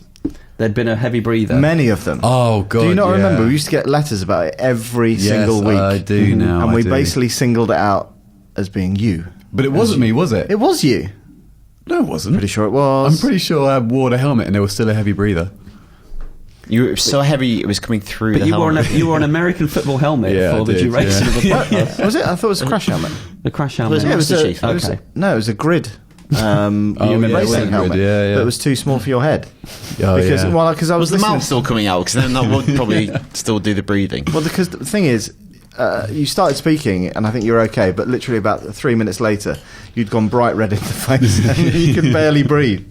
But hey, you did the whole podcast with it on, so well done you. Thank you, took one for the team. You do stuff for your art. Hashtag dedicated. Should we have some more clips later? Yeah. Should we move on to listener feedback? Yes, why not? Dan, I know that you've got a special gift for our listeners. I do have a gift, yeah.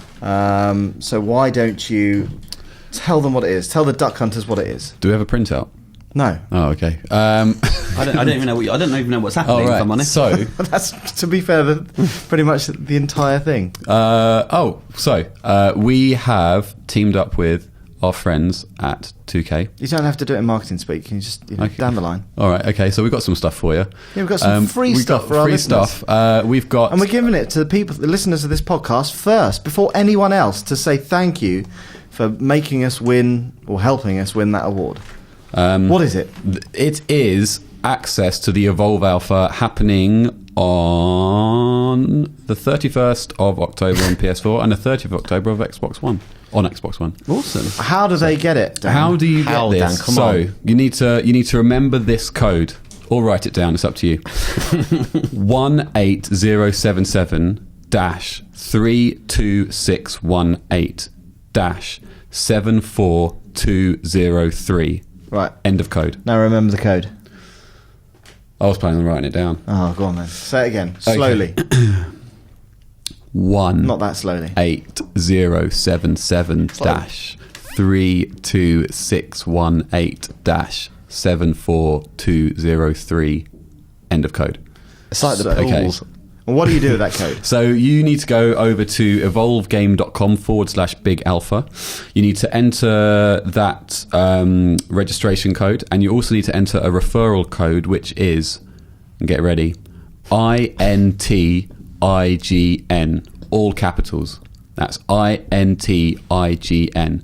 And there's a box for referral code. IGN. We've made it as easy as possible to claim your free access to the Evolve Alpha. And then, so slap that code in there, or slap your details. 2 codes in there. You can choose which format you play on. Yeah, you can choose PC, Xbox, PS4. The final stage involves a pigeon. Are the details of this going to be in the podcast story? No. Yes, but there are 5,000 of so this can be redeemed up to 5,000 times by 5,000 individuals. You can't just keep redeeming. So get them while they're hot. But we thought, as a thank you for listeners to the podcast, we'd stick it on here first. So go enjoy. Yeah, I will be playing. We'll be there. Yeah, you won't. You're on holiday. I am on holiday. Can't believe it. You've been looking forward to that for so long. So let's move on to the listener feedback. Is that your feedback? I think that's your feedback. Oh, is it? All right. Who's got the first piece?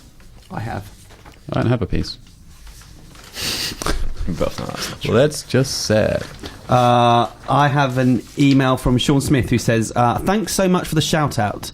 I completed my 24-hour gaming session, and thanks to the IGN listeners and fellow duck hunters, I raised just over £300. Hey, that's awesome. So that's from a charity email that we got a few weeks ago that we talked about on the podcast. So congratulations, Sean. Great effort. Well done. That was simple. Fantastic stuff. So I've got something from Greg Walsh. So he says, I don't want to get into the whole Alien Isolation review score debacle, but I purchased the game the day it came out. He's going to. And I've stopped playing. Oh. This is purely down to the team at Creative Assembly. The reason is I cannot take the stress anymore. I love the game. The visuals and art direction from the get-go are fantastic, and I felt I was actually in the terrifying work of Alien. We did just thrust this upon him, though, to be fair. Reading. Some of the words are we all know it's not easy. Yeah, it's not easy. It certainly hasn't been practicing his reading for the last 2 years. The sound design is tremendous, and hearing the alien from afar before I can see it freaked me out. The beeps on my motion tracker haunt me like they did when I saw the first Alien film. Knowing it's coming and stalking me gets me too much. I hate horror games, but I love the Alien films. I've got my wish for a fantastic Alien game, but I'm too terrified to continue playing. Is this just me who has this problem? Gore, etc. is fine in games, but this constant threat of being hunted myself has me at my wit's end.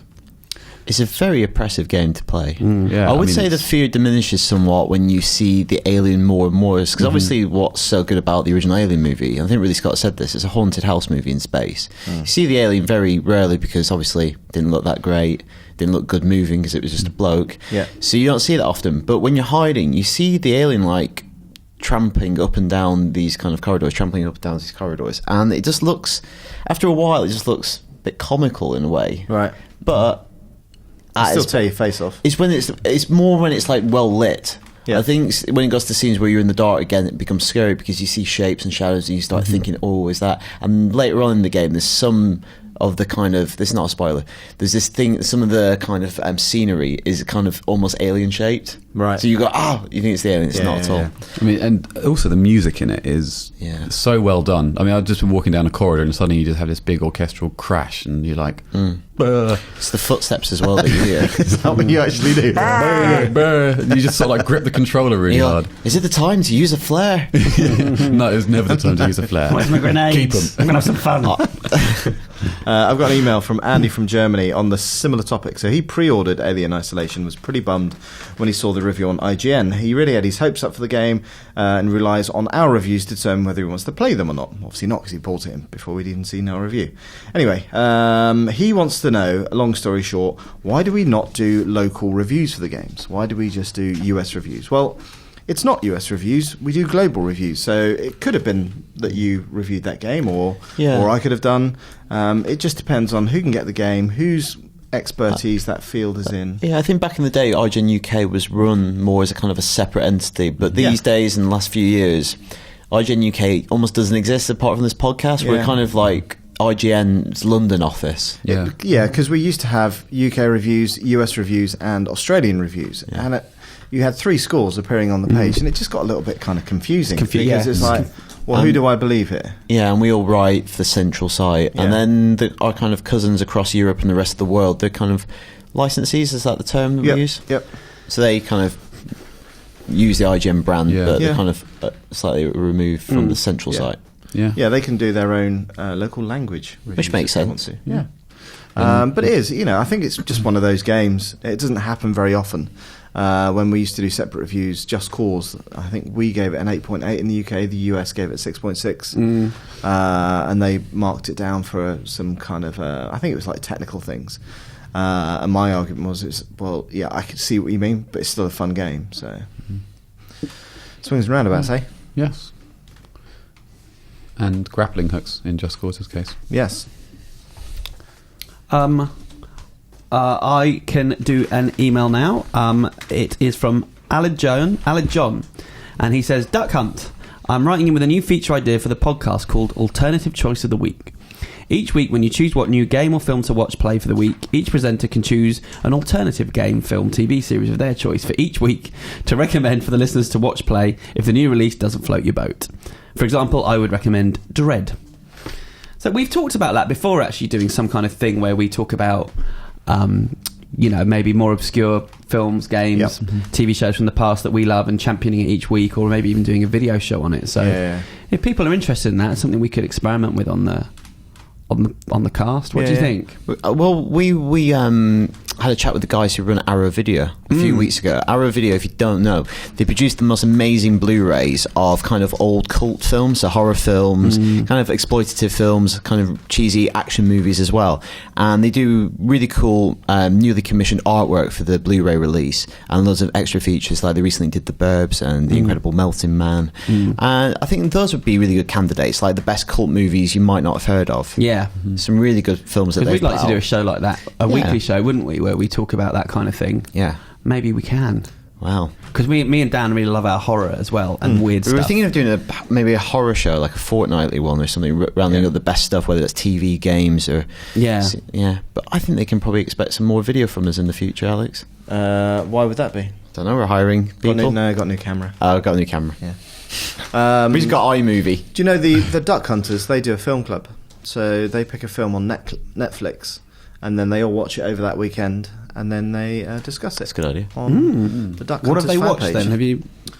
I can't remember. Okay. Off the top of my head. Sounds good. But that's, if you want to kind of watch films and then discuss it with friends, good place to do it. So, I've got something from Kyle Barrett. With the news that Twin Peaks will be returning after 25 years away from our screens, I've been thinking about which shows I would like to see return, either as a continuation in the form of another season or as a reboot. Mine would be The X-Files. Great choice. I prefer a continuation, but a reboot would be cool. Utopia, which has just been cancelled by Channel 4. Can't say I'm surprised. And Flash Forward. Whoa, vicious. Well, I watched it enough. and I didn't like it. That's just my opinion. And as we know, my opinion doesn't mean much. And Flash Forward, a show which was promoted as a new Lost when it wasn't as good as Lost, shock, it was cancelled. Which shows would you like to see return? I've got 3 that I've just thought of. Animals of Farthing Wood. Bloody hell. That was incredible. That was such a good children's show. I think it would be a better place if kids were brought up on Animals of Farthing Wood. Right. Noah's Island, which was a similar kind of thing, but it was around a floating island with animals. What show's going to be kids shows that feature animals? Well, the last one would be the Moomins. I don't know if they're properly animals. They're kind of like hippopotamuses, aren't they? So they're bringing back the clangers. Oh, there is the Moomins film. There was a Moomins film playing at the London Film Festival this week. Was there? I think it's called Moomins on the Riviera or something like that. But it blew my mind. They did the launch of the LFF, and it was all these art house films from Europe, and then a blooming Moomins movie. Well, how did I not know about that? I think it's like a French production or a Belgian. I don't know where it's from. As a kid, did you have the Animals of Farthing Wood sticker book? No, I didn't. And it had a fold-out sleeve, and basically on the fold-out cover it was just a big stretch of motorway, and you had all these like stickers that you can put down and then pull up and like reapply them. I did have that. And I remember just putting them all in one big kind of animal totem pole because I never saw. Did they get across the motorway eventually? Where were they going? So they were going. We actually say spoiler for Animals of Farthing Wood. Yeah, go for it. So they were going from the I forget the name of the original forest to White Deer Park, because the original forest was deforestation. So they didn't actually say what they're going to build, but I assume it was like flats or something. What? This is what's happening. Okay. And then the majority get across, but the hedgehogs don't. Because the husband, I don't know if they're actually married, but the male gets scared. You remember this really clearly. Or is it the wife? Anyway, it doesn't matter. One of them curls up. I want them both to sees a car coming, curls up. The other one tries to encourage him to run across, but won't. And then rather than leave the other half, they stay there and they both die together. It's really sad. Alex's face. The quote is, "Don't curl up." That's exactly what I feel like doing right now. It's just curling up and dying. It's their journey to White Deer Park. You didn't have the sticker album. No, I didn't. feel like you're jumping on the Farthingwood bandwagon here. I don't think you're a true fan. I don't think you're a true original. No. Can we move on? Alex looks like he's given up the will to live. Have either of you got any TV shows you'd like to see come back? X-Files. X-Files? Yeah, probably. I remember the Britas Empire being a big thing on the podcast a while back. Oh yeah, but it was all a dream. Yeah, because I think was it? Yeah, that was the we've covered that. Well, I didn't watch it that far. Yeah, me neither. Red Dwarf, but that didn't work out so well when they came back. Did it, so. Mike and Angelo or Bodger and Badger? Mine is a sitcom called Nathan Barley. I'd love to see that come back. I don't think it will. Charlie Brooker, but if you dig it up online, it's very, very funny. Actually, The League of Gentlemen, and last night I listened to Richard Herring's podcast with Mark Gatiss, and apparently The League of Gentlemen are meeting to discuss making something new, and I think that's really exciting because they've not done anything for a long, long time, and also they didn't do that much on TV together. Only 3 series, 6 episodes each, so that's very exciting. Very exciting. Cool, great email. So I've got the next one. I think it's the last piece of feedback. feedback. Yeah. Don't worry, we'll get there in the end. So before I do this, I want to say thank you to James Isles. Now, you reminded me of this when you were talking about the charity fundraising. Yeah. So early in the year, me, Bear Park, and a few other people from the IGN office did a fun run. It wasn't that fun for Special Effect, and we got close to. We were close to like £800 target. Yeah. We were about 75 quid away, and James Isles donated 75 quid of his own money to get us up to the round number. Wow. That's amazing. I only That's just really noticed good. this the other couple of days ago, because I got an email saying my Just Giving account was shutting down. Right. Because it's been inactive. And I went to check it just to see how many people had donated. And at the top of the That's list, incredible. James donated £74 of his own money to take us up to the target. Lovely stuff. That's awesome. That's amazing. Thank you, James. Yeah, thank you. So the final email is from James, and he writes in, he says, I'm over here in the States, as you'd say, and have recently discovered Matt Lucas and Little Britain, as well as Come Fly With Me, and they're both funny as hell, and I was wondering if he and his shows were well received on your side of the pond. As a kind of an appendix to this, he finishes the email by saying, I love the show, Prince Kamali is hilarious. So if you like Matt Lucas, it doesn't surprise me greatly that you like the comedy stylings of Mr. Luke Kamali. There is an affinity there, I think. Matt Luke Kamali. Both are entirely hairless. Luke just draws it on with a little Lyra. Well, Little Britain was huge over here. It was a phenomenon. Has he done anything recently though?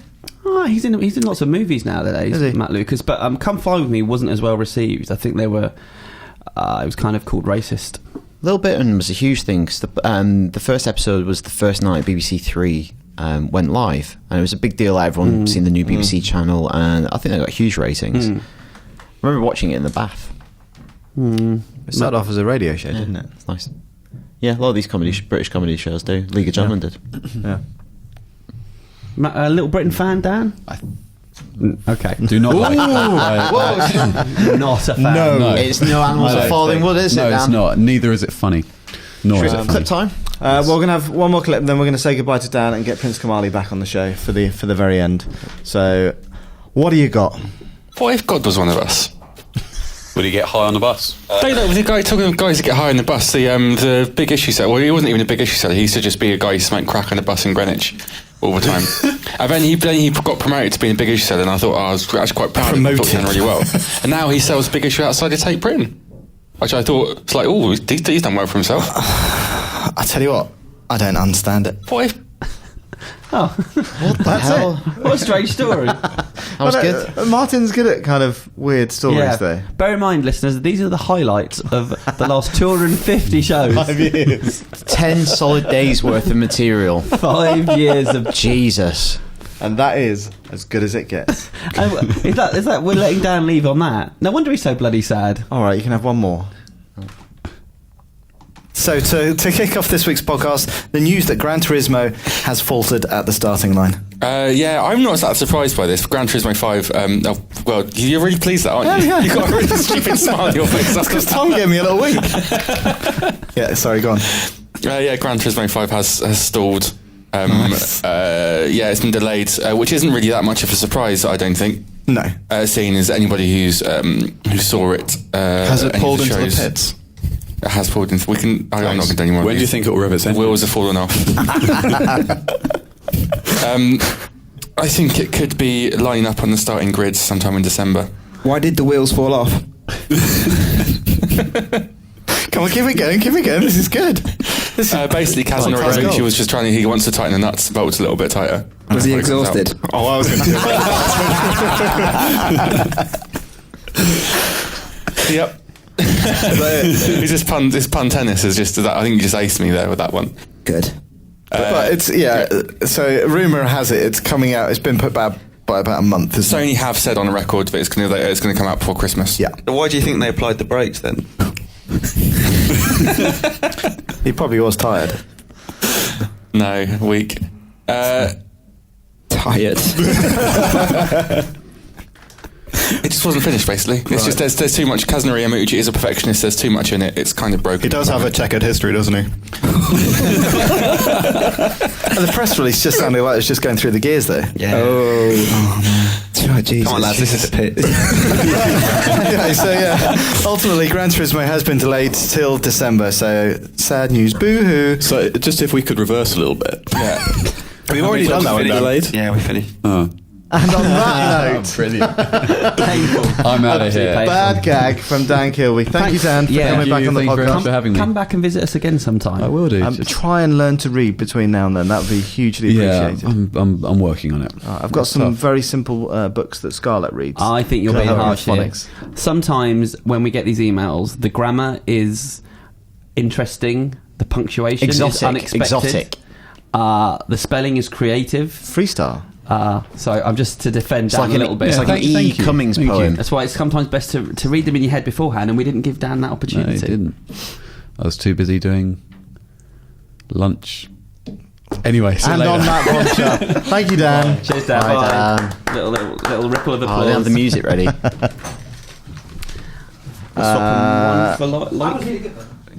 Okay, let's keep talking. Right. We're still doing the podcast. Yeah. So, Prince Kamali returns. Hello. I thought that was really good. I thought he was very pleasant. He's funny, isn't he? I was watching it in there. Effortlessly patronising. No, Bear Park's been getting really annoyed with me because I'm laughing really Are we not getting hard. Rich on? I'll sit out. All right, then. Yep. While he's going, I should just make it clear that I also agree with the Animals of Farthing Wood reboot, because that is a very good TV show. Yeah. I also do the same thing as him about using items in games, like I hoard and I don't use them. Right. And I've met Matt Lucas. That was the only other thing I had. And how was Matt Lucas? He was fine.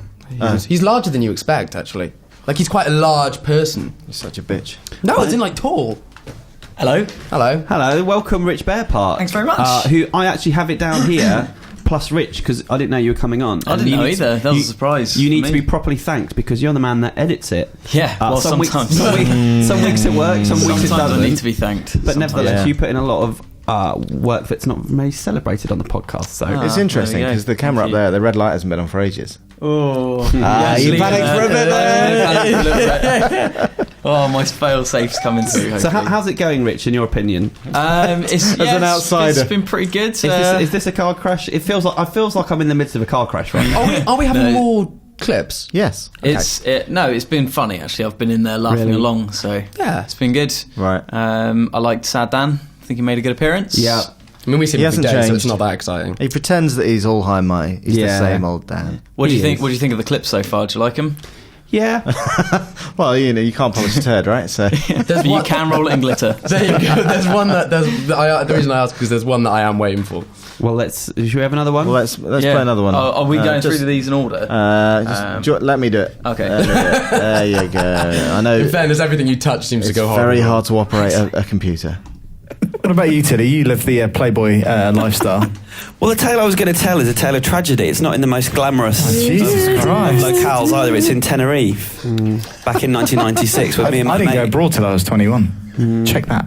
Well, me and my mate went away with a bunch of girls, so that was good. Yeah. But I wasn't looking the best. I'd had an accident on my 18th birthday a couple months before, and I'd knocked my teeth out and cut all my face up, and it wasn't a pretty picture. And I had these temporary teeth in, and they wouldn't. They looked like Bugs Bunny teeth. They weren't. It wasn't a good look, but nevertheless, I was still giving it a go. There was one girl I took a shine to called Sarah.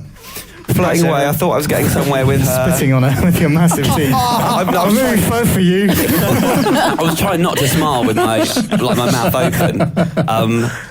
And there was one afternoon we kind of were sitting on the beach and we went for a swim and we were like throwing the ball to each other in the sea, and I was looking away at one point and she threw it and it hit me in the face. I turned back. A bit embarrassing and whatever, and I went and swam after the ball and came back with it, and I was talking to her and she suddenly, her face just dropped and I was like, what's wrong? And she said, I think your teeth have just fallen out. And I went and immediately I realised it had fallen out, and I just didn't know what to say. I was so embarrassed, so I swam back to the shore. I couldn't even speak to her. I swam back to shore, just lay down by where my stuff was, and her friends were nearby. I just put the towel over my head, just really sad, and they came over and like, what's wrong? And she comes running after me, and she tells them that my tooth has come out in the sea. And so they all went into the sea to look for my tooth, which was the most ridiculous, embarrassing thing. And there was like a 10-minute period where these girls were swimming around trying to find this tooth, which I couldn't put back in if they'd found it anyway. You should have made some new ones out of pebbles. Or a polished shell. So I then had 2 nights left where I had no front teeth. So it was all over with Sarah. So you didn't cop off with her then? No, and I've not seen her since. I was too embarrassed to stay friends with her. Really? So Sarah, if you're listening, get back in touch. Yeah, Sarah Duff. I miss you. Well, at the end, I miss you. That's the best thing that's ever happened. That's amazing. Yeah. How did you like that story, Chris? It's painful, but it happened. Like, yeah, I mean, what can I say? I think it's a fantastic story. And are you still not in touch with her? No, I think she's married now. I'm probably just an amusing little footnote in her life. Tells her friend, guess what happened with this one weirdo?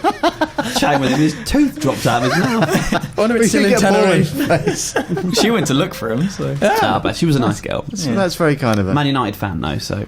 Oh, well. Nobody's perfect. No. You'd be good to know. We've got another story for yours. Amazing. It's the next clip. I love it. Can I tell my toilet story from last week? Of course you can. I went to a party in Shoreditch House, very swanky club in London, and I went to the loo for a wee, and the lock broke, and I was trapped in there for upwards of 45 minutes. I couldn't get my phone working, but I got on Twitter. I was able to tell people on Twitter, and I had a friend in Manchester tweet me saying, "Are you going to be all right? Do you want me to call someone?"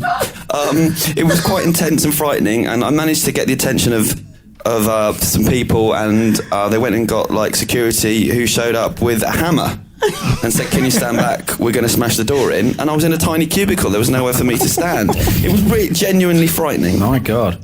And embarrassing. Why did you go into a cubicle to have a piss? They don't have urinals. They didn't have urinals. It was a unisex. It was a unisex bathroom as well. So there were girls outside laughing at me. Oh no, that's terrible. And the girl that I said that I just met that night, and I bought her a drink, and I said, "I'm just popping to the loo." And I showed up an hour later, and she was livid with me, and I tried to explain that she wasn't having it. And you didn't get it. I didn't get all all I got was hammered. Can I tell? That is amazing. Yep. That was a horror channel party. Was it? Wow. Yeah. It was frightening though. I was wearing a blazer, holding it up in front of my face because this hammer's just smashing this wooden door. Right. So there was no gap. It's like The Shining. It's very appropriate. No. I would have done that. That's what I thought. But have you been trapped in loos? I was trapped in a loo. I've never been trapped in a loo. I was trapped in a loo on a ferry once. Really? I was 9 years old. What happened? Got out. Wow. So you weren't trapped? Well, no, I was trapped for 20 minutes, and then an older man, opened it. Oh, it was a different time. Okay, it was all fine back then. Yeah. No, then the guy let me pull up my trousers. I had an ex-girlfriend. She got locked in the bathroom in the flat I had, and we ended up having to call a locksmith. She was in there for 2 hours, crying. Oh my God, that was weird. There aren't any more toilet stories. Somebody was locked in your house, and Luke had to come around and let her out. That was an ex-girlfriend of yours as well. That was when I was on work experience. Yeah. Locked in the house, and we were covering kapow. So I was on work experience, and I had to go from North London all the way to your house in Clapham, let this person out, and then go back to kapow. I was trained to be the British Fritzl. Sorry, that's in bad taste. There are no more Tilly's toilet stories on here. But you do have quite a lot, don't you? Yeah. What's your favourite? You've got one for every occasion, I think. Yeah. Well, the most recent one, I didn't know if this was going to come up or not, was me not recognising Wesley Snipes in the toilet recently. But how would you recognise? You don't look at people's faces in the toilets. Look at the knobs. But I even told the guy, I even lambasted the other guy in the bathroom for him going, "Oh, I was really excited. I was Wesley Snipes to just talk to," and I was like, "Mate, that was not Weslly Snipes." That light's flashing. What does that mean? Yeah, I know. I was just going to say I might have to check that in a second. Okay. Do you want to check that now? Yeah. Carry on, guys. That's me done toilet stories. Let's move on. Okay. Are we still recording, Rich? Yeah, we're still going. Keep going. Yeah, the only other thing I was going to say is that I don't think we have it, but the time that you just vanished from the podcast because you couldn't wait. We'd only just switched to video. It was I think it was the first ever video podcast, and it's the first time I've ever just had to go to the loo so badly I had to run out, and it's on blooming camera. Because before then, you could have got away with it, which had never happened to me before. No. You could have just put your headset down, or I would have just just called you a cheesecake when you were out. Right. Let's quickly look at the games and movies out this week. Okay. So F1 2014 is out. by all accounts, a retread. Yes. It's a bit of a tire joke. Yeah. Of its predecessors, not next generation, only Xbox 360 and PS3. Yes. Which is a surprise. And that also goes for Borderlands, the pre-sequel. That is out this week, only on PS3 and Xbox 360. But by all accounts, Borderlands pre-sequel, very good. So if you're going to choose one game this week, go for Borderlands. Yeah. Oh, isn't Evil Within out? I believe that's out this week as well. Oh, is it? I Okay. think. All right. If Evil Within, Yeah. that's supposed to be very good. I have a funny feeling Lucy reviewed that for us. She did, and she really liked it. Very much enjoyed it. Quite hard, apparently. Yeah, I played it at E3, and it was it's unforgiving. But then again, it is survival horror, right? So it's going back to his roots. Shinji Mikami, creator of Resident Evil. Movies. New Robert Downey Jr. movie out this week called The Judge. I think it's the first. He's set up a production company with his wife. Right. And it's the first one that they've made, so he's been really involved in it from the start. It's like courtroom drama, stars him and Robert Duvall. We gave it a 7.1. We said The Judge is a pulsating drama sprinkled with comedy that overcomes its bloated script with heartfelt performances.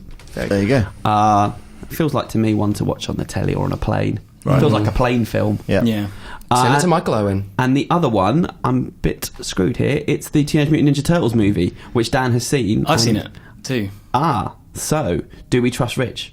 Well, I liked Transformers, didn't Which I? is better? Probably the point. TMNT or definitely Turtles. Yeah? You'd like Turtles? I kind of went into it thinking I'm going to hate this film, and I didn't, which was good. I actually quite liked it. It was, Okay.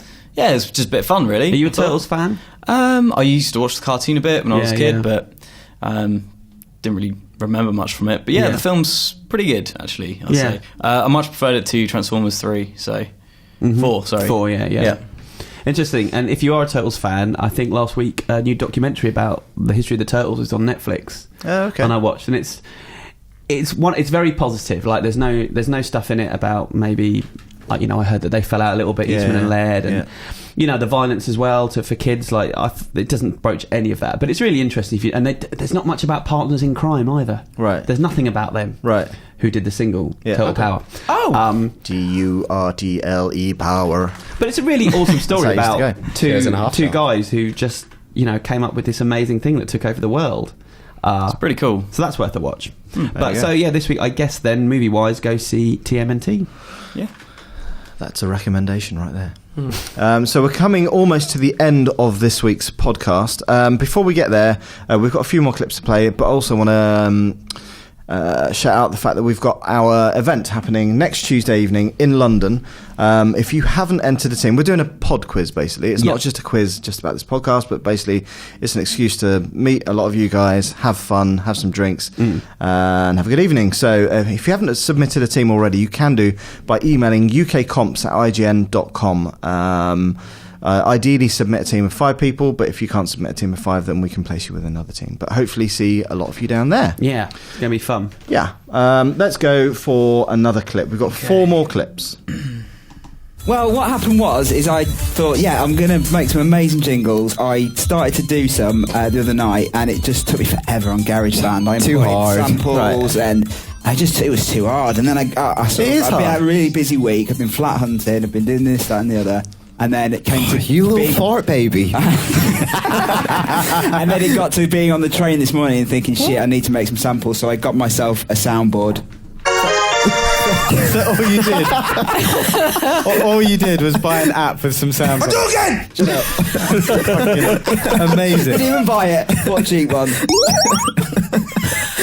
Wow. Have you got more? That's what have you free. Yeah. Both my personal favourite. It's a good one. I'm going to be doing that when you start getting negative. So is that it? That's it for your jingles? That's pretty piss poor. Yeah. But you could... But you could do a voiceover over the top of them, couldn't you? Yeah. Cool. Yeah. There we go. Try that, and we could go. Wait, do it. Okay, so what are we doing now? Let's do the what we've been up to this week. we've been up to. Ready? Oh, wait, what was that? What we've been up to this week. Very good. Yeah. Very clean. Yeah. Amazing. There we go. So what have you been up to this week apart from dicking around on your iPhone? God, I remember that podcast. I remember and that. I think I was quite annoying. When we started looking for things, I remember listening to that entire thing, and that goes on for a good 5 minutes, at the end of which you are not happy. Well, what Alex doesn't understand is the more annoyed he gets, the more fun it is. It's an absolute vicious circle. But also, you threaten him. You're like, I will fucking knock that out of your hands or something. I don't know. I said I will break his fingers. I remember that very clearly. But because I spent a lot of time doing actual proper jingles, but unfortunately they don't make the cut. Just Tom's ridiculous app. Got to give the people what they want. Is that right? Should we have another one? Yeah. One more. This is my favourite, I think. I wasn't around for this, but this is genius. It's now for trade time for Trader's Time Bar. Are you having a stroke? No, but my mouth just stopped working. Trader's Time Bar. Wow. It is time for Trailer of the Week. Trailer of the Week. So... can we just hear that? Can we just hear that again? Well, we should have set that up before we did it. So that was obviously Alex trying to say Trailer of the Week. It's time for Trailer of the Week, yeah. And here's what he actually sounded like. It's now for time for Trader's Time Bar. It's so weird. I don't even know how I said that. It's just time for Trader's Time Bar. Trader's Time Bar. The weird thing is, for me personally, I wasn't on that podcast, and then for weeks later, we did Trailer of the Week, and we started using that. That became a thing. I had listened to that podcast. I didn't know what you guys were talking about. I just thought this was some in-gaming terminology that I didn't know anymore. Just my brain had fallen out. Well, it was when we started, because we didn't know about it, and people would just every now and then just be like Trader's Time Bar, and we were like, what even is that? I have no idea funny times. How it came out like that. That was beautiful. We have 2 more clips. Okay. Let's do it. Let's do this. We're getting really Ives right in. What? Dr. Ives right in. Dr. Ives, you're right in. Good job. So racist. Oh my god. And he starts off with, I had a stroke. Is that it? Tickled yourself. Sloping handwriting. God. Hey, Joe Ives. Sorry, Joe Ives right in. He's right. Please learn to speak. Thanks again for voting for us, guys. So that's another reason why Tom Butler doesn't work anymore. Yep. So for weeks and months he got to redo that accent. We did. Sorry, Joe, if you're listening. Yeah. Oh my God. So we've got one more. All right. Grand finale. It's the very last clip. I don't know if we've even built up to it. Yeah, because I'm hungry. Yeah, okay. I'm starving. Here we go. So have you stopped playing video games? Or video games that require skill? That's like a leap, isn't it? But no, I mean, stuff, not true. Stuff like Last of Us, which is a movie where you just press a button occasionally. Yeah. I'm quite happy with those. But anything that requires pinpoint accuracy, forget it. Right. So no Duck Hunt for you. No, what? Sorry. It's the greatest point and shoot game of all time. Oh, Duck Hunt. Sorry. I really did wonder what you said there for a second. Moving swiftly on. You can't. Don't call me that. You can't, Stuart. You can't. So that's that. That's the origin. That is the origin. That is, in case you didn't know, that's why you're all called duck hunters now. No duck hunt for you. How ridiculous is that? And it's your fault. So thanks to the actual duck hunters who led me to that episode. Yeah. Yeah. Where the clip came from. So. I actually hadn't heard that before. So again, it's one of those things when I came back on the podcast the following week and everyone was screaming duck hunt at each other. I was just like, what is... Well, I don't think everyone was screaming duck hunt at each other. We've never really fully embraced it. Well, only you haven't. All right, only I. It wasn't you that came up with it. Yeah. Is that I right? planned it perfectly. It's nice to hear it again. My yeah, such an amazing introduction to a killer catchphrase. It has caught on. Bringing it back. And on that note, that really is the end of a podcast episode 250. Longest ever, I would say. I would say so. Yeah. It's really long. Look, thank you so much for everybody who voted for us in the GMAs. Yep. It's hugely welcome. But more importantly, look, if you're around next Tuesday, then do come out, and then we will thank you. You can even hold the award if you're really nice and don't have sweaty fingers. And just thanks for listening as well. It's been 5 years of this absolute crap. Yeah, you could do some pretty serious crimes and get less for that. But yeah, thank you so much, and we will see you either on Tuesday or same time next week. Yeah. Cheerio. Bye.